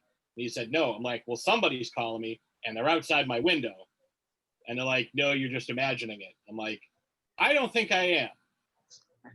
Because I came out and asked both of you, and you're in two different rooms on the other side of the house. What is going on? and I can still, to this day, hear that voice. And it's one of the creepiest thing. The closest I can come to how it sounded, that Metallica song that has like the old lady singing at the end of it. Yeah. Kind of sounded like that. Imagine her singing my name. And like, it's still like that. That's the closest I came to, but it still was worse than that because I could like feel it. Yeah, it's in your bones. You said you still, to this day, you still hear it, or you still remember distinctively what it sounded like? I remember it distinctly. It's been 37 years since it happened. Yeah. And I still hear, I don't hear it anymore. I've never heard that voice that I'm aware of prior, since that night. But I still remember it as clearly as when I heard it that time. Any idea what it could have been? My mom said it might have been my grandmother because she had passed right around that time. I did have an incident when I was around 7 years old. My dad and I were watching a documentary called UFOs Are Real. And on the screen, like suddenly, almost like a jump scare, they posted a picture of a gray alien, just the face with the huge black eyes. I had never been so terrified in my life of seeing anything. I fell off the couch and crawled on my hands and knees out of the room. My entire body, like when your foot falls asleep, my entire body felt like that. I don't know how I got out of the room. Like I heard nothing, I saw nothing. I just crawled out of the room and like collapsed in the hallway. So I've had some people say, well, maybe you had an experience, like an abduction experience, and that's what that was. Like, either way, but like at the time, I didn't care. Like I read all about, UFOs and the Loch Ness Monster and all kinds of stuff. Like I loved that stuff. But seeing that face on the screen just terrified me like nothing else ever has. Ray, what do you think about that? What I'm thinking is, have there been any other experiences you've had? In which sense of like? Ghosts, voices, visions, anything? I mean, we both kind of have. I see things occasionally. Dead people. I don't know about hearing, but we did go to that medium last year in Salem. Like it was like one of those group settings, and I wasn't there specifically for me. It was just she was like, "Oh, I got us tickets to this." So I'm like, "All right." And apparently there was someone there who was specifically, not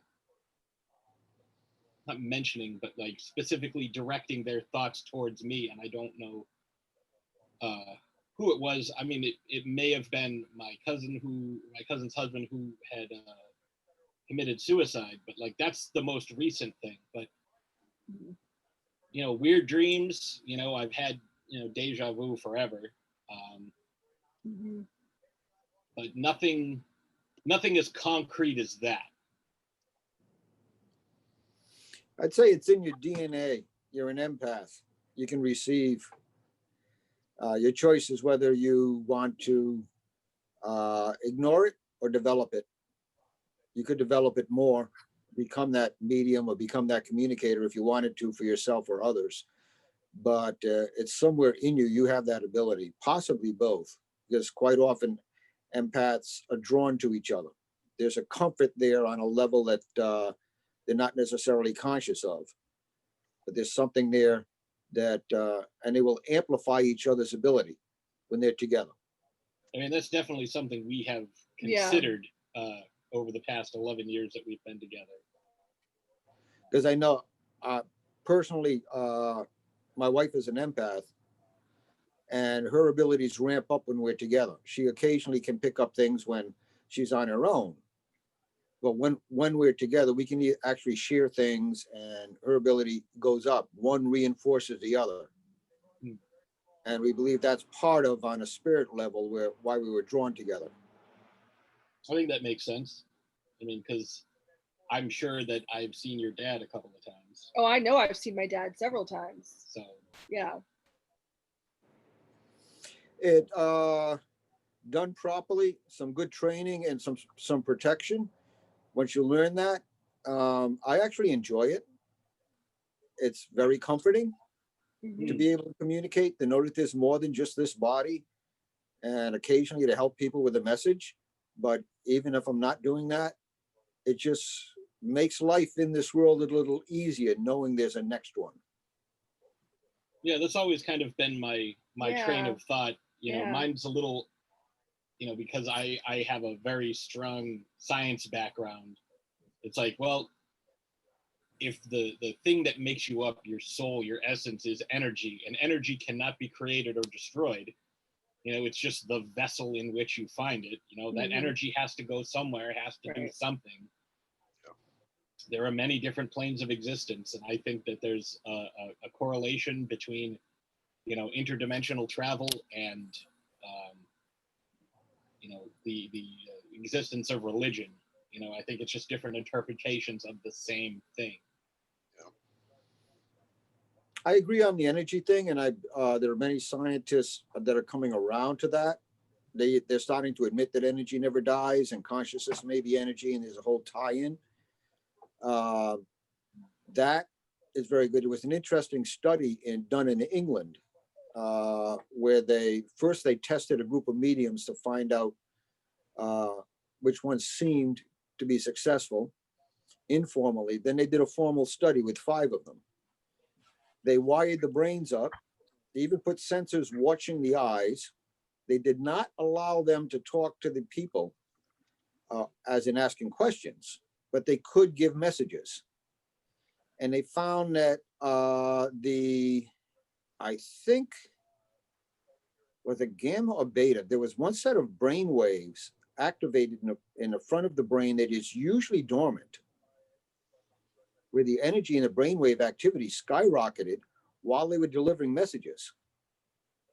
And they're still studying this. What happened to their brain? They're trying to figure out what happened that all of a sudden this section of the brain is producing all these waves that we don't use in our daily life. So it's kind of opening a door and something to investigate where, if you're looking at energy and frequencies, it's fascinating.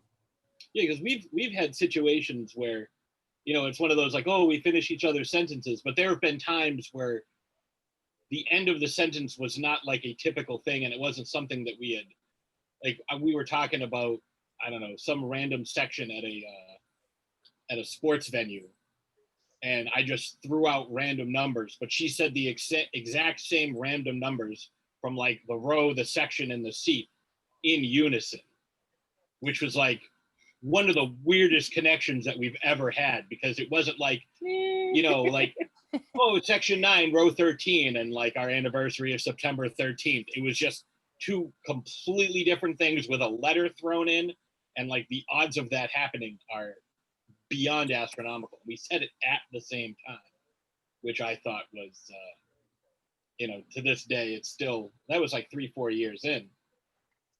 And that was our most. Yeah, we're creepy. Yeah. Yeah. That's why I love you guys.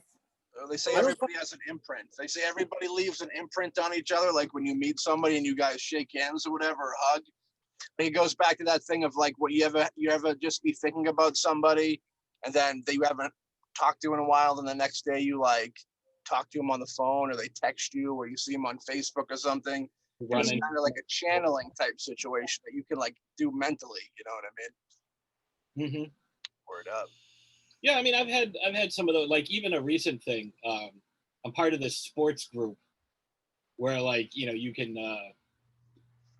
like they give away different things, like, you know, you buy spots on certain things, and I'm like, all day I've had 6 on the brain, and I'm like, oh, I'm gonna enter one of these things because, you know, they say they're giving away a jersey, and you know, you buy a number 0 through 9. If it ends in that number, you win. And I'm like, 6 is the one I want. I want 6. And I went to type it in, and I was too late. Like, oh, somebody already grabbed it, like seconds before me. And it ended up being a Lawrence Taylor autographed jersey, and he wore number 56. And it was just like, you know, stuff like that all the time. And I used to do that in high school. It's like, man, I read this sentence today, and like, it's the only thing I remembered out of the entire like worksheet that I was working on, or the entire, lesson plan. The only thing I remember that was on the test. None of the other stuff that I couldn't remember was on the test. Yeah. That one thing that stood out to me, that was on the test. And that happened all the time. Ray, when you heard that voice, what's your take on that? Do you think it was like a grandmother thing, or that maybe went to the window and would have seen her? Or do you think it could have been, we talk about how, some people disguise, maybe a bad energy can disguise themselves as somebody you're familiar, you love, you know what I mean, a loved one.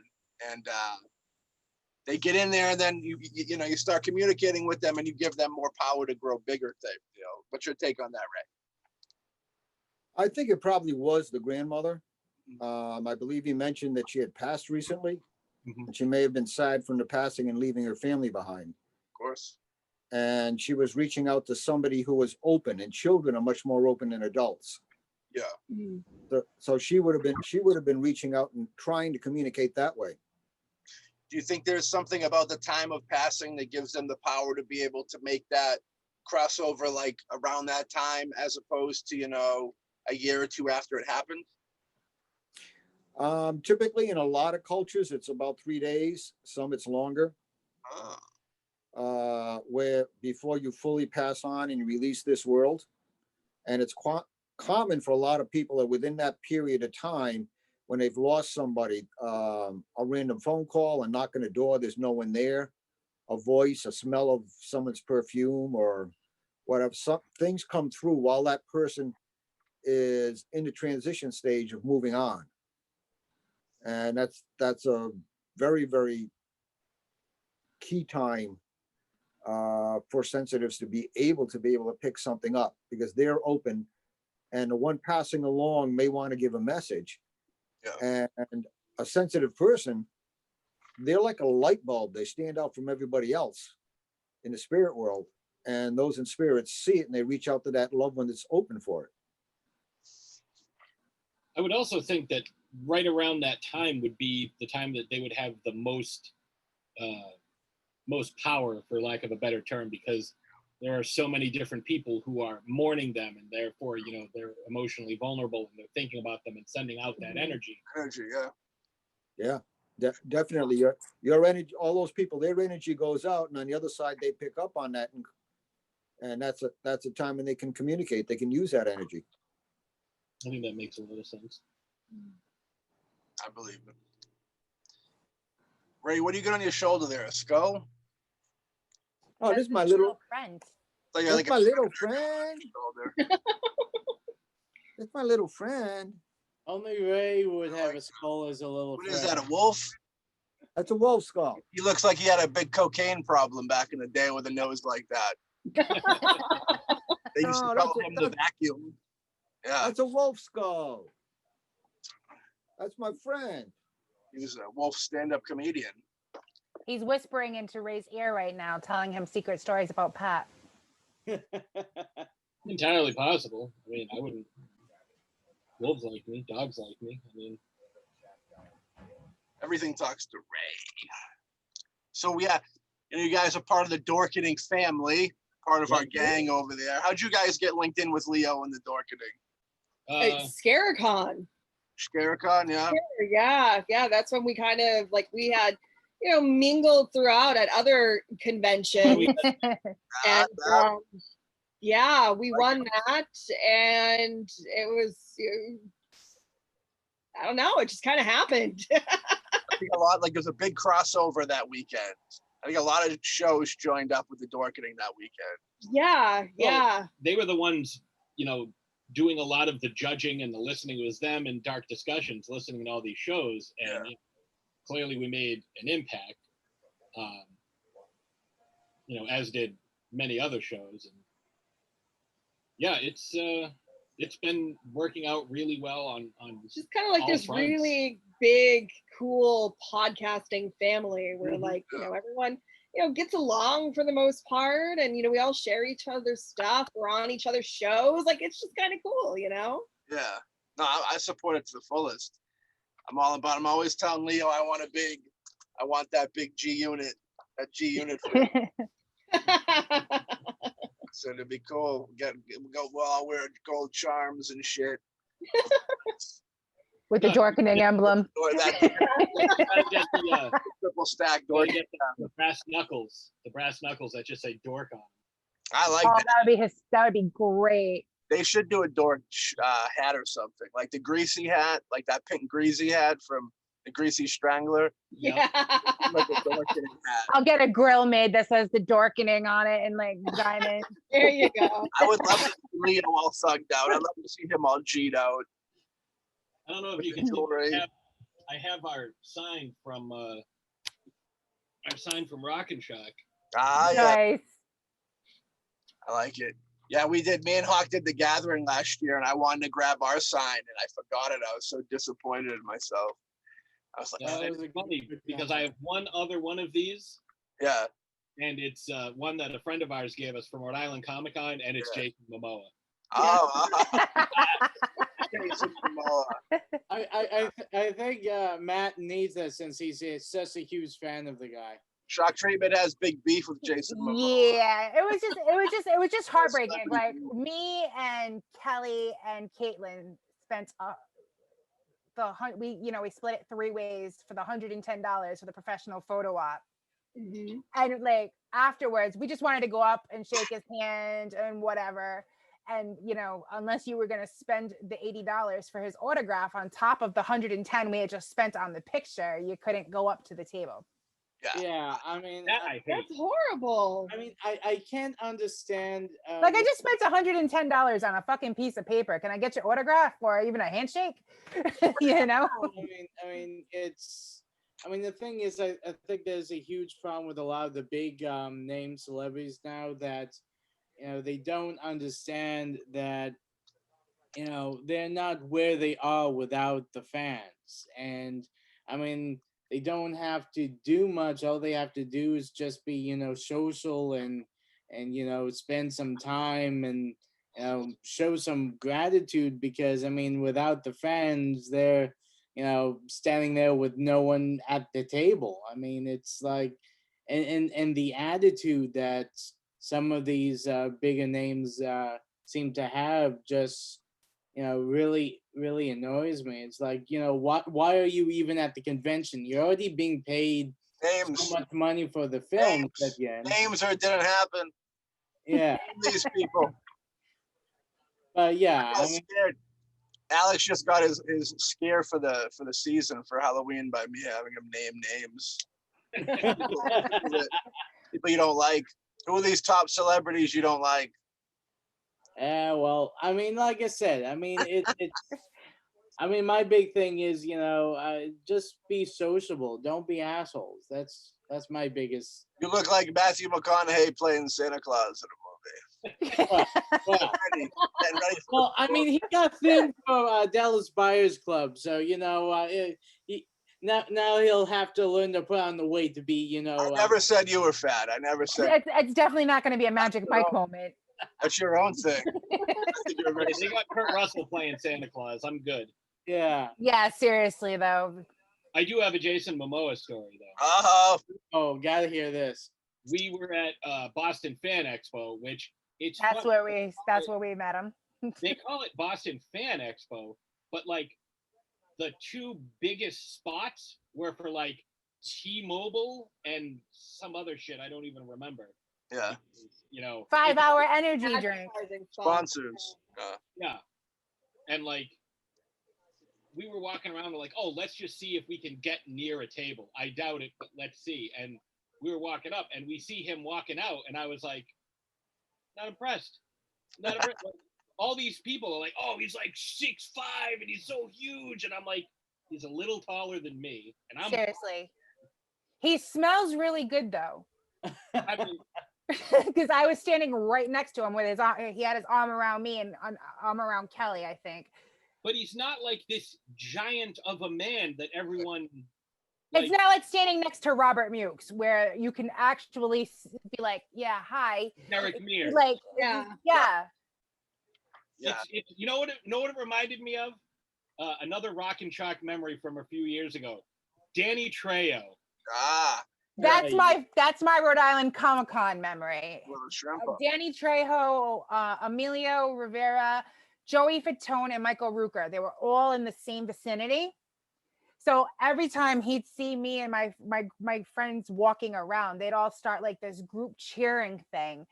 So there'd be like a round of people shouting for me and my friends every time we walked by. Like all I needed was like Danny to have shown up with tacos and I would have been in friggin' heaven. I just meant like you watch him in a movie and you're like, oh, Danny Trejo, he's got to be like 6'6", 270. He's shorter than me. Yeah, same. Like 5'3". With his shoes on. Yeah. You know who's super tall that you would never guess is super tall? Bill Murray. Really? Yeah, he's taller than he looks. 6'4". Really? So tall. Yeah. Interesting. Yeah, Jason. Nice though.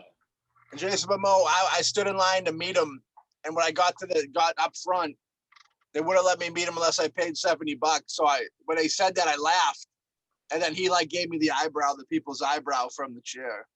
So we got a beef now. So we're gonna have to fight.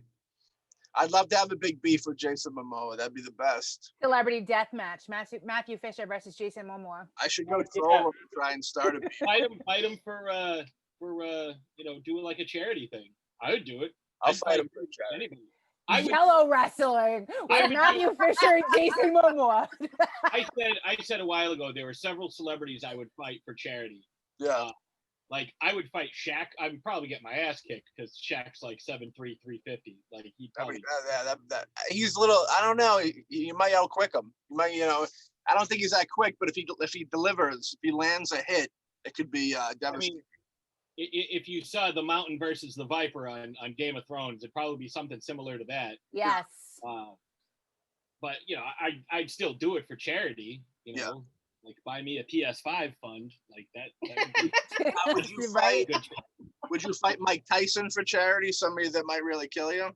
If he wasn't allowed to fight. If he wasn't allowed to punch. Are you really attached to your ears? Have you seen Tyson lately? Like have you seen some of the shit? Like even in Ip Man 3. No, thank you. Like. Yeah. It would be like him and Zach Galifianakis in The Hangover. Exactly. Like I want no part of Tyson. Like I know that there's virtually no chance he's ever going to hear me say this. So even if I were to be like, oh yeah, I could take that. Nope. Oh, I was going to send him this video. Yeah. Zach's like a dude that I feel like you'd have to take a nap after like throwing one punch. Should be so winded and exhausted from it. But Tyson would just like punch you till you died. You know what I mean? Yeah. Which would be like it would be just like Mike Tyson's Punch Out. You get up there and he hits you once and you're done. I was just gonna say that we're gonna go back to those Nintendo days, and it's gonna be like Smokey and whatnot. And Friday, you got knocked the fuck out. And someone would have to tell me that because I wouldn't know. I know. We would have to tell you because you'd be in a coma probably after he knocked you out, waking up in the hospital. Well, how long have I been here? 4 years. Huh. Be like The Walking Dead. You'll wake up and like everybody's gone and like you're just like, where am I? You'll have to take a leg day. Take a leg day to get those legs working again. Oh, it'd take a while. I'd be like, 4 months is a long time to be laying in a bed. Ask Alex Hogg. Where's Dave? We should have Dave here for that. Yeah. Hell yeah. Ray Boone's taking a nap right now. Chilling. So yeah, you guys, did you guys have a certain amount of time you were on for? Or? Yeah, we actually have to head out, but this has been so much fun, you guys. Thanks for having us on. Yeah, thank you for coming by. That we'll have you on a show again. You want to plug anything before you guys head out? Want to plug my new book, How Much Do You Tip an Exorcist? Yes. Pretty much everywhere you can find books. Oxeye Media is the direct site. If you go to Oxeye Media or sourcepointpress.com, SourcePoint Press is the one who put it out. I am also part of an anthology that just released called, oh, there goes my shark, More Lore from the Mythos Volume 2. like it. Got all the way up to number 2 in anthologies on Amazon. Oh, that's dope. And there is another anthology that drops on Halloween called VHS Nightmares that I have a story in. Like, this has been a very busy couple of months for me. That's like, awesome. I'm so happy for you. I'm happy for you, man. Congrats. Thank you. It's been overwhelming. Yeah, and obviously we have our podcast, Throwdown Thursday. You can find us at throwdownthursdaypodcast.com. New episodes every week, every Thursday. Who would have thunk? Every Thursday for the past 226 consecutive So Thursdays. you have a podcast called Throwdown Thursday, so I can find it on Monday? Yes. Well, I mean, technically, you can listen to Throwdown Thursday any day of the week. Well, I mean, we got to be specific because there are those people. You guys doing a Halloween episode this year? So we've been doing kind of like spooky stuff throughout October. Yeah. So we did Paranorman. Yeah, we did an episode on Paranorman.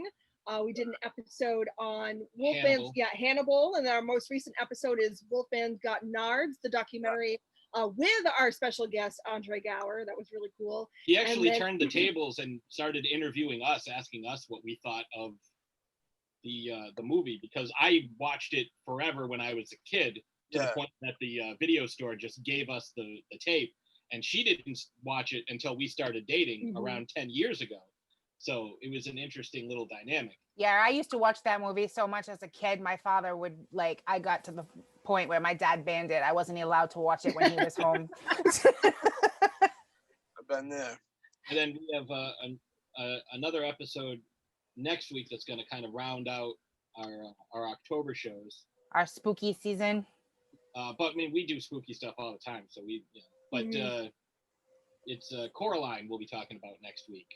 Good flick, fun movie. Yep. Was that Tim Burton produced that, or just he didn't direct that? Did he? He didn't direct it. It's Neil Gaiman. Yeah, he's the dude who did like Christmas. Was it Sandman? Okay, I thought he was. It's a stop motion, right? It is, yeah. Yeah, it is. So it's in the same vein as a lot of the Tim Burton stuff, but he's not producing it. I don't know. I don't think he did, but I mean, I can double check real quick. But he gets a lot of credit for, like, pretty much anytime somebody sees something stop motion, like, oh yeah, it's Tim Burton, like Paranormal.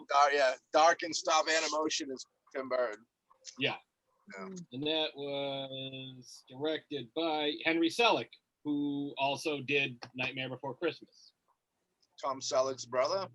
Maybe. I don't know. Maybe his dad, his son, his cousin. I don't know. But yeah, we did kind of kick off spooky season by doing an episode on Mildred Ratched. Yeah. You know, between the book, the movie, and the TV show that just dropped. Very fascinating character. I dig it. Well, yeah, everybody check out this show. Pick up Pat's book. We're going to have him on to talk about the book. We're going to have you on a full episode to talk strictly about the book and writing and all that, to promote it coming up in the future. Ash will have you on too. The mashup I see forming between Boombastic and Pat for the first film movie. You know, Alex is going to be in. And there are so many different stories. Where actually one of them is I'm currently working on adapting into a screenplay that you may be seeing soon. Cool. So we'll and there's a lot of stuff in there that can be adapted. Because it's not a straight narrative. Like, even the short stories aren't one specific long narrative. It's 10 different stories. Some of them are the same event but different points of view. So that's always a good time. Do your own anthology film. That'd be cool. Yeah, I mean, honestly, that's I have this whole thing I call the Riftverse. I like the name. Fuck we'll get you know, that's a little preview for your show. We won't get too into it now because we get the exclusive story. Cool. All right, well, folks, we won't keep you much longer. It was great having you on. We'll have you on again. Nice. So good seeing you guys. You too. Love and miss you both. Happy Halloween. You do the same. Bye. Take care.